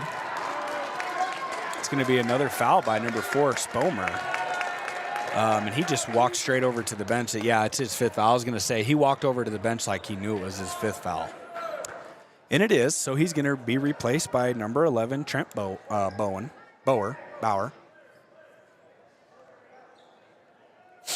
Just waiting here for McCartan to make the substitution. I believe he has 60 seconds to do so. And that's kind of the Cody way about things, is to slow things down and take a lot of time. And it's really affected the Tigers, who want to play fast. Hollingshead's going to throw the ball in front of the Tiger bench. He throws it into the backcourt to Peyton Bell. Peyton Bell shuffles across the timeline. They're running a high-low again with Keaton Iron Eyes and Noah Sinclair. This time it's Iron Eyes down low. His step-through move is up and no good. Offensive rebound. No, it's not. It's taken away by Jackson Hazel. Brings the ball back down the court, throws it to McCartan, who drives the baseline. His shot is up and in. Nice offensive move there by McCartan. They got the ball out and down the court quickly before the Tigers could set up, and Coach Mullins is going to take a timeout. It's 39-28 in favor of the Bronx. The Tigers are watching this one slip away. We need a basket here after the timeout. We'll be back after a word from our sponsors right after this. Good news, DUI crashes and deaths are falling in Fremont County. We're doing better, but even one death on our roads from impaired driving, we take personally. We started the Fremont County DUI Task Force 2 years ago because we're losing too many friends, family members, and community members to impaired driving. So we've joined forces to work together to find and stop impaired drivers in Fremont County, wherever they are. And we're making an impact, but we need your help. If your summer activities involve alcohol, plan ahead and make good choices. Drink responsibly, designate a sober driver, or call Safe Ride. And don't let your friends drive impaired either, even if you have to take their keys and find them a safe ride home. Let's all look out for each other and keep everybody safe. Remember, don't risk it. Drive sober. It's 39-28 on the Ranger Printer scoreboard. The Cody Bronx lead, and the Tigers desperately need a basket right here. It's 5 minutes and 13 seconds to go in the game, and it's an 11-point lead now for the Bronx. Tigers are going to go now to their Princeton series of offense. They're looking for Keaton Iron Eyes, who, goodness gracious, it's another turnover now by the Tigers. It's the 5th of the half, coming at a very crucial moment here in the 4th period. There's 5 minutes to go, ball in the hands of the Bronx.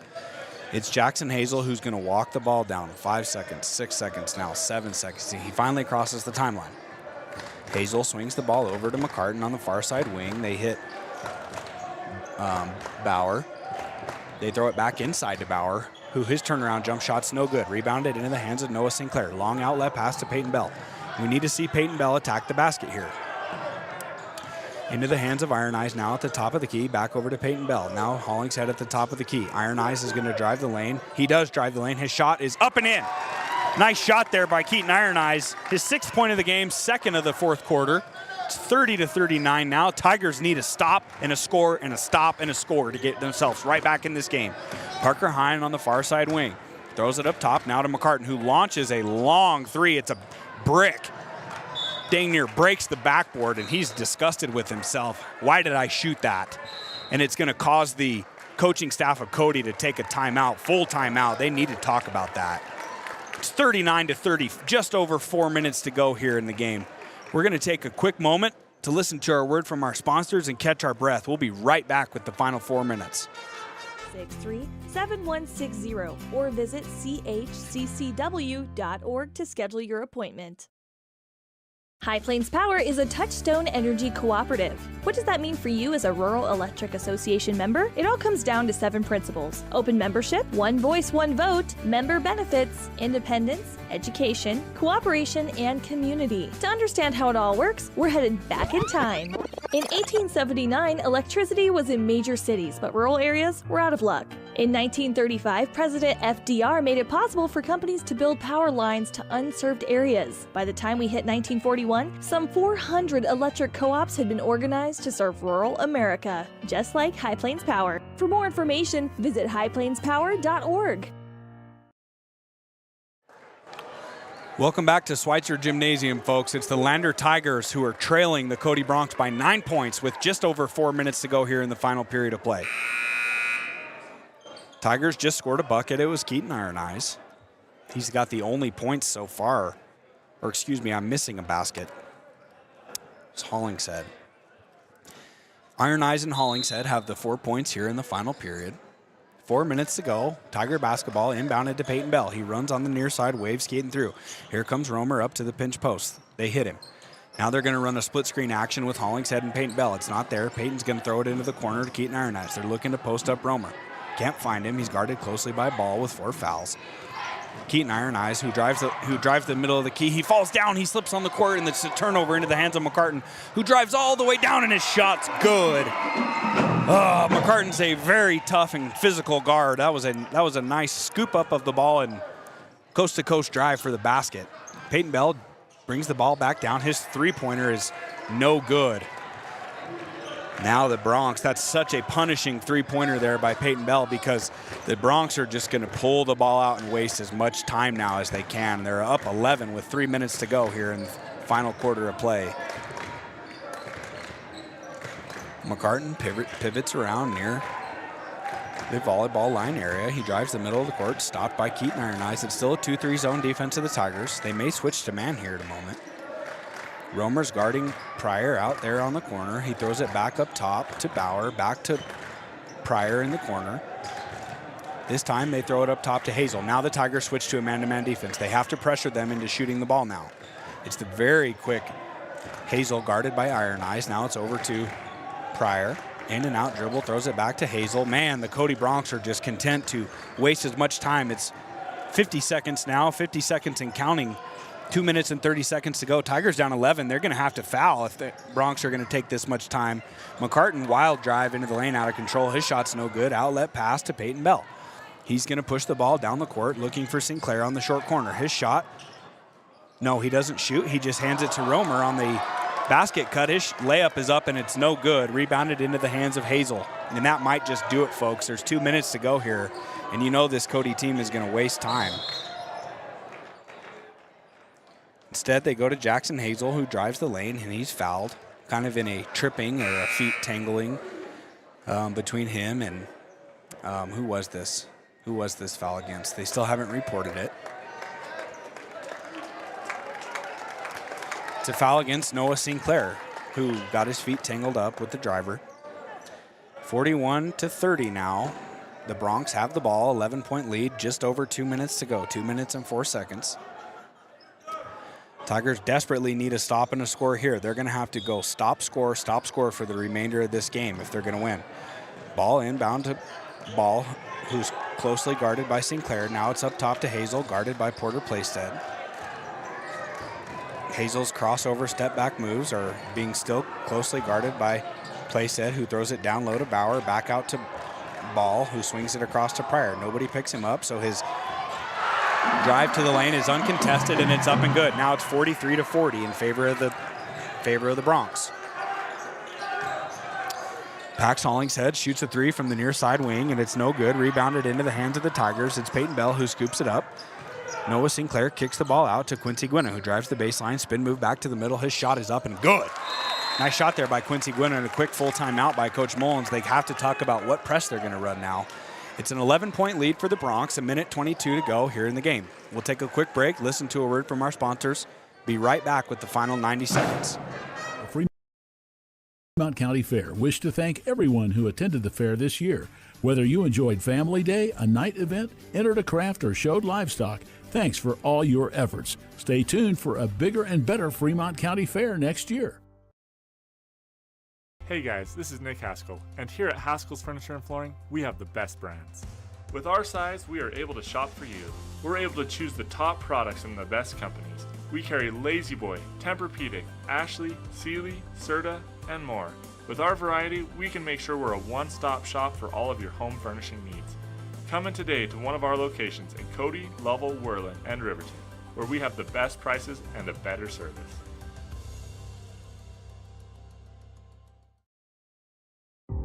For a place, a people, an idea, for right and freedom, for liberty and justice for all, for every square inch. Welcome back, folks. It's the final 82 seconds to go here in the game. It's the Lander Tigers who are going to press the Bronx now. They're down by 11 points, and they got Hazel trapped in the backcourt, who throws a long down the court pass to Ball. He stops and lets Quincy Gwynna fly by him. His shot's up and good.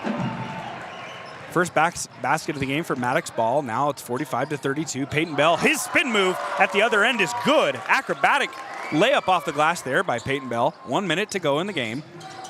Inbound pass goes to Hazel. It's McCartan and Hazel in the backcourt. McCartan's just going to drive right past everybody. He's fouled in the back by, that's Caleb Andrews, who's in the game now, the sophomore. That's number 0, Caleb Andrews for the Tigers. He's primarily a JV player, suits for varsity, and got little action today in the varsity game. 54 seconds to go. McCartan steps to the line. His first free throw is good. McCartan, a very well-rounded point guard. He's tough, he's physical, he shoots the ball well off the bounce, and he plays excellent defense. Everything that you want to see from a senior leader. McCartan's second free throw is up, and it's good. McCartan's actually a baseball standout as well, if you know him from the Cody Cubs. Peyton Bell drives to the left side. He pushes off and throws it back to Pax Hollingshead, who's wide open at the top of the key. His three-pointer's no good. Excellent rebound into the hands of Jackson Hazel. That's going to start the fouling spree now. It's 47-34. Tigers down 13 with 41 seconds to go. It's the 15th foul of the quarter. It's going to send Hazel to the free throw line. That foul was against Peyton Bell. It was his first foul of the game.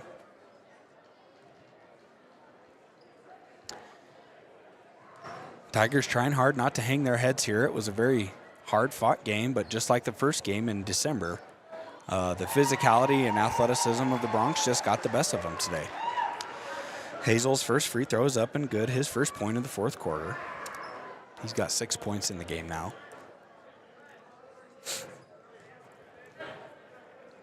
Hazel's second free throw. He eyes the rim. It's up and it's short. Rebounded into the hands of Hazel. He gets his own rebound against 4 Lander Tigers. That's just unacceptable. Luckily, the ball is caromed off of his foot out of bounds. It's going to be Tiger basketball. He's still got the rebound. That's just crazy. Sinclair drives the ball down. The Tigers have to rush now. They're going to have to start jacking threes. Instead, the long cross-court pass is stolen by McCartan. He drives all the way down, and his layup's good. Well, that's going to do it, folks. There's 22 seconds to go here. The Cody Bronx are up 50-34. This is a game that we really thought the Tigers could,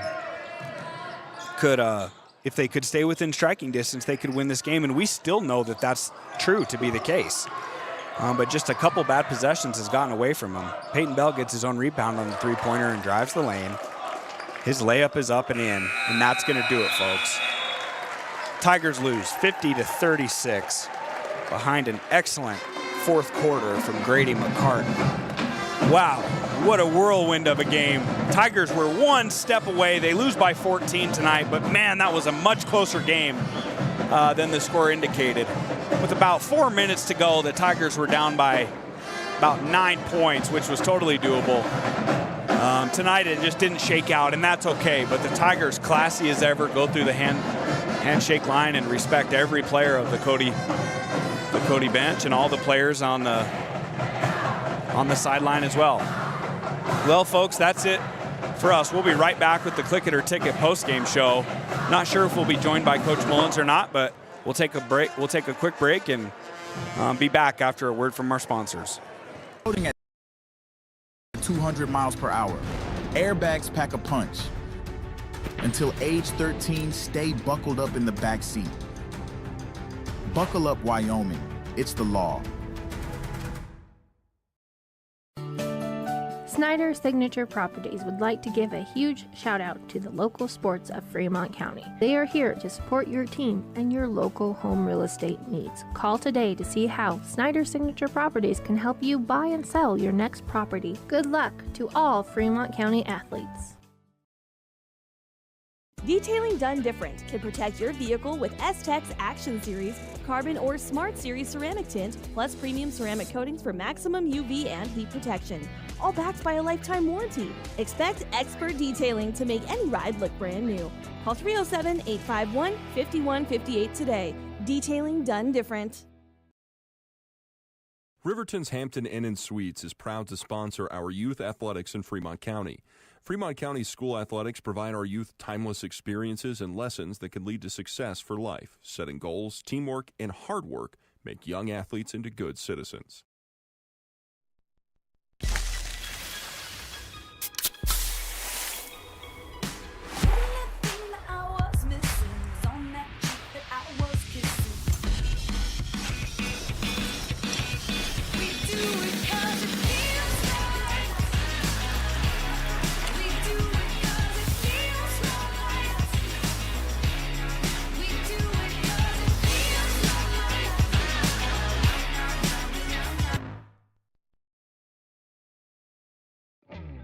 A proud sponsor of this broadcast is Bailey Enterprises. For over 50 years, Bailey has become the name you can trust.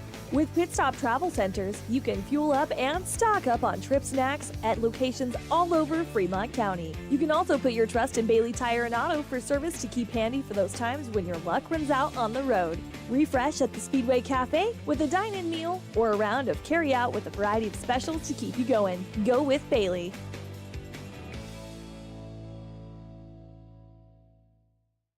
Living well isn't just about things. It's about the things that matter. Your family, your friends, and your health. For decades, Sage West Healthcare has been committed to improving the health and care of our communities. Today, we're investing more in our communities, in our people, in advanced medical technologies, and in specialized facilities, so access to better care is close to you and the things that matter most. Sage West Healthcare. Be well, live well. That's why we're here. Riverton Blowdorn Lumber is proud to support youth sports. Experience the Blowdorn difference. Quality products, design, delivery, and expert service. Blowdorn Lumber, 1202 North Federal in Riverton. Blowdorn Lumber. You need an oil change, but you don't have a lot of time. Expressway Lubes on South Federal in Riverton and Highway 789 in Lander provide a fast, professional lube, oil, and filter change. Expressway Lubes, locally owned and proud to support our local student athletes.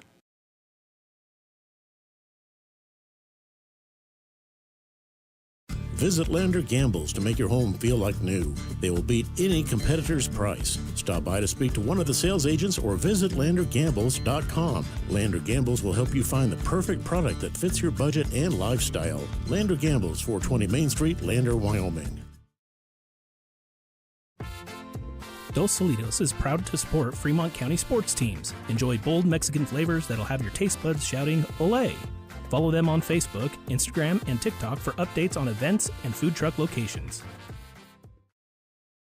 The choice is yours. Sutherland's Friends of the Family Plus Consumer Credit Card lets you choose from 5% off instantly at the register or special financing on qualifying purchases. That means no forms, no waiting, no rebates. You can choose 5% off instantly with your Sutherland's credit card. Got a big project? Choose special financing. The choice is yours with Sutherland's Friends of the Family Plus Consumer Credit Card. Subject to credit approval. Minimum monthly payment required. See store for details. Only at Sutherland's.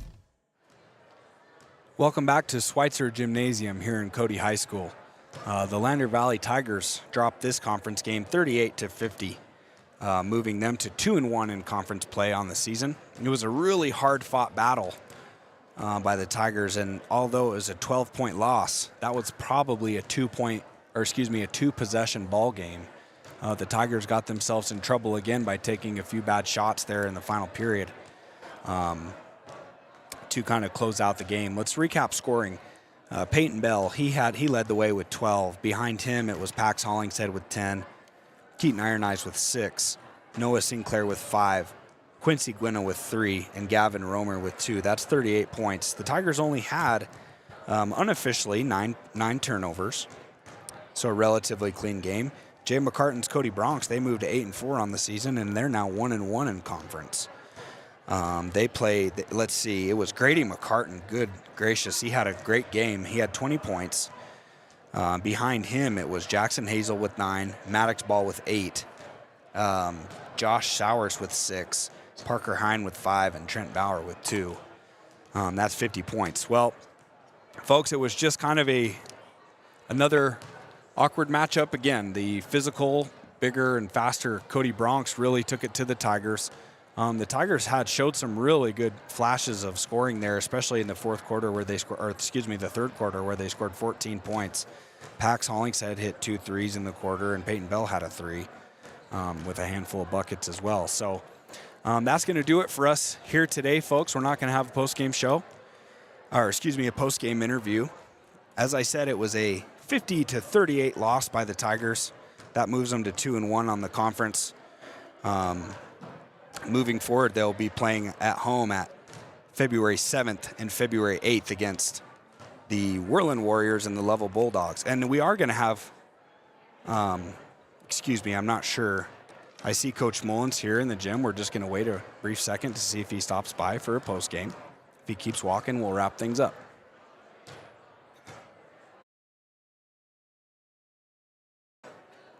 Coach Mullins, he is going to do the County 10 broadcast really quickly, and then he'll be back to do the post-game show with us. So we put him on mute there for a sec. Let's take a quick break, and we'll come right back and do the post-game with Coach Mullins. We'll see you then.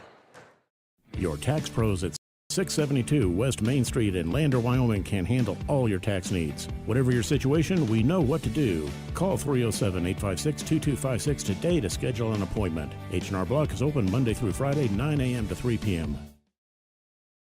We believe that everyone deserves a second chance, including us. Hi, I'm Brian Robacher, CEO of Atlantic City Federal Credit Union. And if we said no to you in the past, I'm asking you for a second chance too. In the midst of everything happening, we are committed now more than ever to second chances and when it comes to your finances. An auto loan for your new car, business loans, home loans, and more. Give Atlantic City Federal Credit Union a second chance to give you a second chance. We've been helping our community thrive since 1964, and now it's your turn. Visit AtlanticCity.coop to apply today. Atlantic City Federal Credit Union, federally insured by the NCUA. Why should your new floor come from Carpet One? Because we're passionate about the spaces our neighbors call home. We're part of your community, and we're also part of the world's largest cooperative of independently owned and operated flooring stores. So you can be sure you'll get great selection and outstanding value with every installation. Whether it's carpet, hardwood, tile, or luxury vinyl, our experts take the guesswork out of choosing the right floor. We're your local Carpet One Floor and Home, the one store for your perfect floor. Papa Murphy's on North Federal in Riverton makes your pizza to order. Order online at papamurphys.com or in store. Delicious, fresh-made pizza just the way you want it. Papa Murphy's is a proud supporter of our local Fremont County student athletes. Your car or truck is an investment. When it needs repairs, you need someone you can trust to do the job right. Take it to Gunners Automotive. They repair all makes and models of cars and trucks, from oil changes to brakes, tires, and more. Gunners Automotive, 856-2288.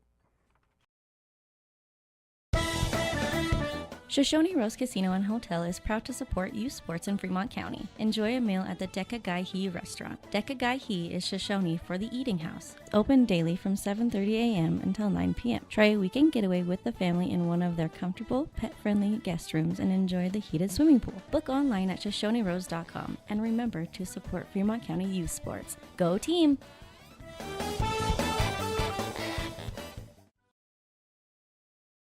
Good news, DUI crashes and deaths are falling in Fremont County. We're doing better, but even one death on our roads from impaired driving, we take personally. We started the Fremont County DUI Task Force 2 years ago because we're losing too many friends, family members, and community members to impaired driving. So we've joined forces to work together to find and stop impaired drivers in Fremont County, wherever they are. And we're making an impact, but we need your help.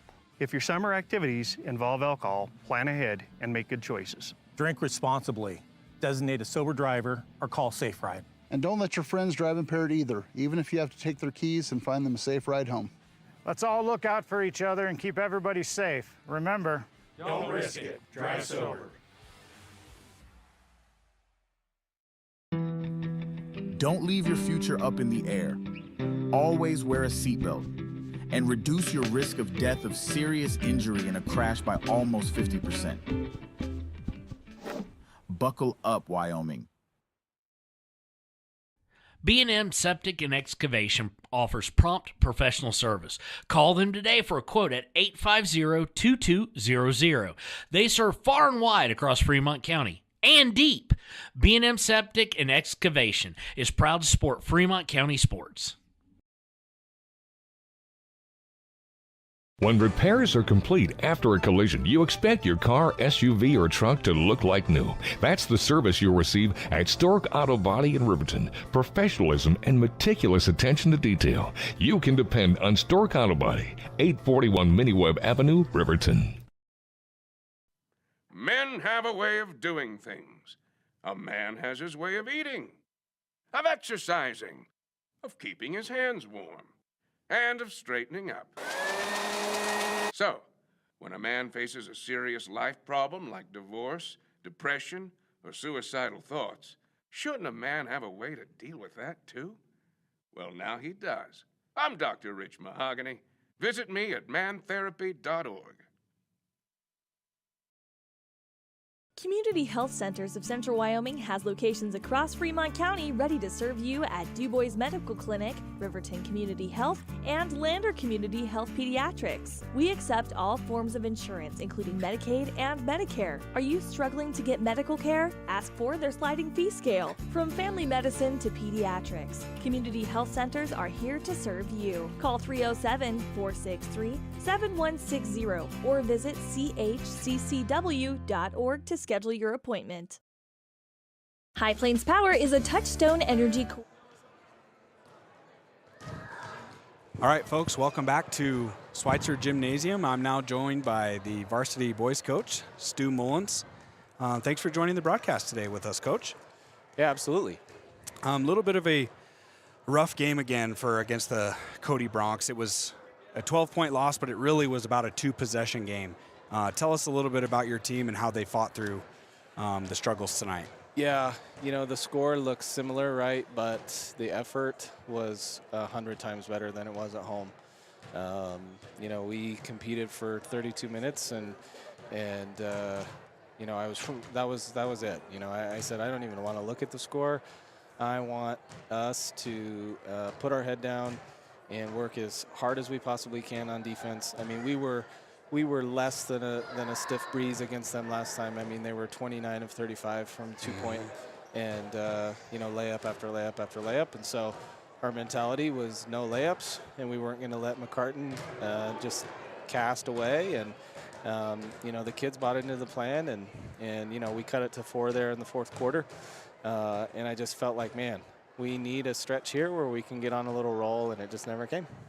Yeah, well, sometimes that happens, and we know in high school basketball it really just sometimes comes down to, an inch away. And it was Peyton Bell. He led the way with 12 points, and behind him was Pax Hollingshead. I want to talk a little bit about Pax. I noticed you guys were running some high-lows, post-ups for him down low in the paint. What do you see in him that leads you to call those plays? Well, he can do it all, and he just plays really good defense, which is his ticket to the floor. You saw him hit 1 or 2 shots today. Yeah, 2 from 3, and so he's got inside, outside. Then combine that with his athleticism and his ability to go inside. Like he's learning that he can do that, which always hasn't been the case for him. He's just been kind of a skinny little guy, and now he's found the weight room, and he plays as many or more minutes than anybody on the team because he just does it all. And so, they were in foul trouble, and we were trying to find matchups. And I was really proud of our coaching staff for making those suggestions too. Like, let's run some of our sets that we typically go for our traditional bigs. And we wanted to maybe get Noah on the outside just a little bit to attack Zero, who was also in foul trouble. So it was a little bit of a chess match that was fun. And I was just so proud of the boys for competing all the way through against, a really good team. And, wasn't this like their first home game or something of the year? So what an awesome atmosphere. This is exactly what high school basketball should all be about. Yeah, no kidding. I mean, we were sitting here across from the Cody band and couldn't hear ourselves some of the time, but, that's definitely plays into your advantage at home. Well, speaking of foul trouble, we talked a little bit about Josh Showers. He came into the game and had a nice 6 points replacing Maddox Ball. I'm not sure if he's a guy that, shows up in the scouting report, but man, he's 6'7". What do you do against a guy like that? And he does show up in the scouting report. We talk about him, and there's a couple times you look at their games where he's the leading scorer. Yep. Keeps it very simple. He makes layups. He establishes really good position, and just does his role. So he's going to be a load the next couple years. I think he's a junior, right? Maybe a sophomore. I can't remember, but. Yeah, when Ball got in pretty deep foul trouble, he really stepped up for him for sure. And it's tough. This team's tough because we talked that time. I mean, I watched this Cody team play Powell on Thursday and just light him up from the 3-point line. And so we knew we had to be on Grady. We couldn't close out on him. We had to be there on the catch, and we did a great job. He got most of his points on pull-ups, which we said we were going to give up. Yeah. He wasn't going to get to the rim, and he wasn't going to shoot threes. And credit him, he's a really good basketball player and made shots, from 12 to 15 feet. Well, now turning over to next week, you guys don't have a game. Your next games will be February 7th and 8th at home. Actually, we do. 31st. Upcoming Friday is at Pinedale. Okay, maybe tell us a little bit about Pinedale and what you see from them this year. They're scary. They all can shoot it. They're young. They play with a ton of confidence. You've got 4 guys that can stroke it. I watched their game last night against Mountain View, and every time Mountain View would make a little run at them, they would just, hit a 3. The 2 Gosar boys are really tough. I really like the younger one. Just always under control and makes shots. They're so efficient offensively. I would love to get us to that point. We're getting the open shots. Pinedale is making those shots. They defend good enough on defense. They work really, really hard for a young team. She's got them playing really well. So that is never an easy place to go win, and it's a crucial game for us, and I think our kids understand that. Well, you mentioned the Gosars. They definitely have some basketball pedigree there in Pinedale, and like you said, that's a very tough gym to play in. So we'll be there, and we'll be tuned in live on Wow Today's broadcast. That was Coach Mullins joining us for the post-game show. Thank you, Coach, and we'll see you next time. All right, see you, Coach. All right, guys, that's going to wrap things up for the Click It or Ticket post-game show. We'll get Coach Mullins back on the bus so he can get on the road, and we'll see the Tigers as they play, as he said, Pinedale Wranglers on January 31st in Pinedale. Man, what a good game that's been over the last few years. We'll be there broadcasting again on Wow Today's YouTube stream. Well, that's going to wrap things up, folks. It was a 50-38 loss from the Tigers tonight. As we mentioned, next games are 31st in Pinedale. I'd like to say thank you to our general manager, Kevin Shields, for giving me an opportunity to broadcast these games. Thank you back home, the board operator. That's Leanne. She's back home clicking the buttons for us. And thank you to our sponsors for making these broadcasts even possible. Well, all right, folks, that's going to do it. I'm Taryn Debley. Thank you on behalf of cameraman Rachel. She did a great job. We will see you guys next time in Pinedale. As a Rural Electric Association member, it all comes down to 7 principles: open membership, one voice, one vote, member benefits, independence, education, cooperation, and community. To understand how it all works, we're headed back in time. In 1879, electricity was in major cities, but rural areas were out of luck. In 1935, President FDR made it possible for companies to build power lines to unserved areas. By the time we hit 1941, some 400 electric co-ops had been organized to serve rural America, just like High Plains Power. For more information, visit highplainspower.org.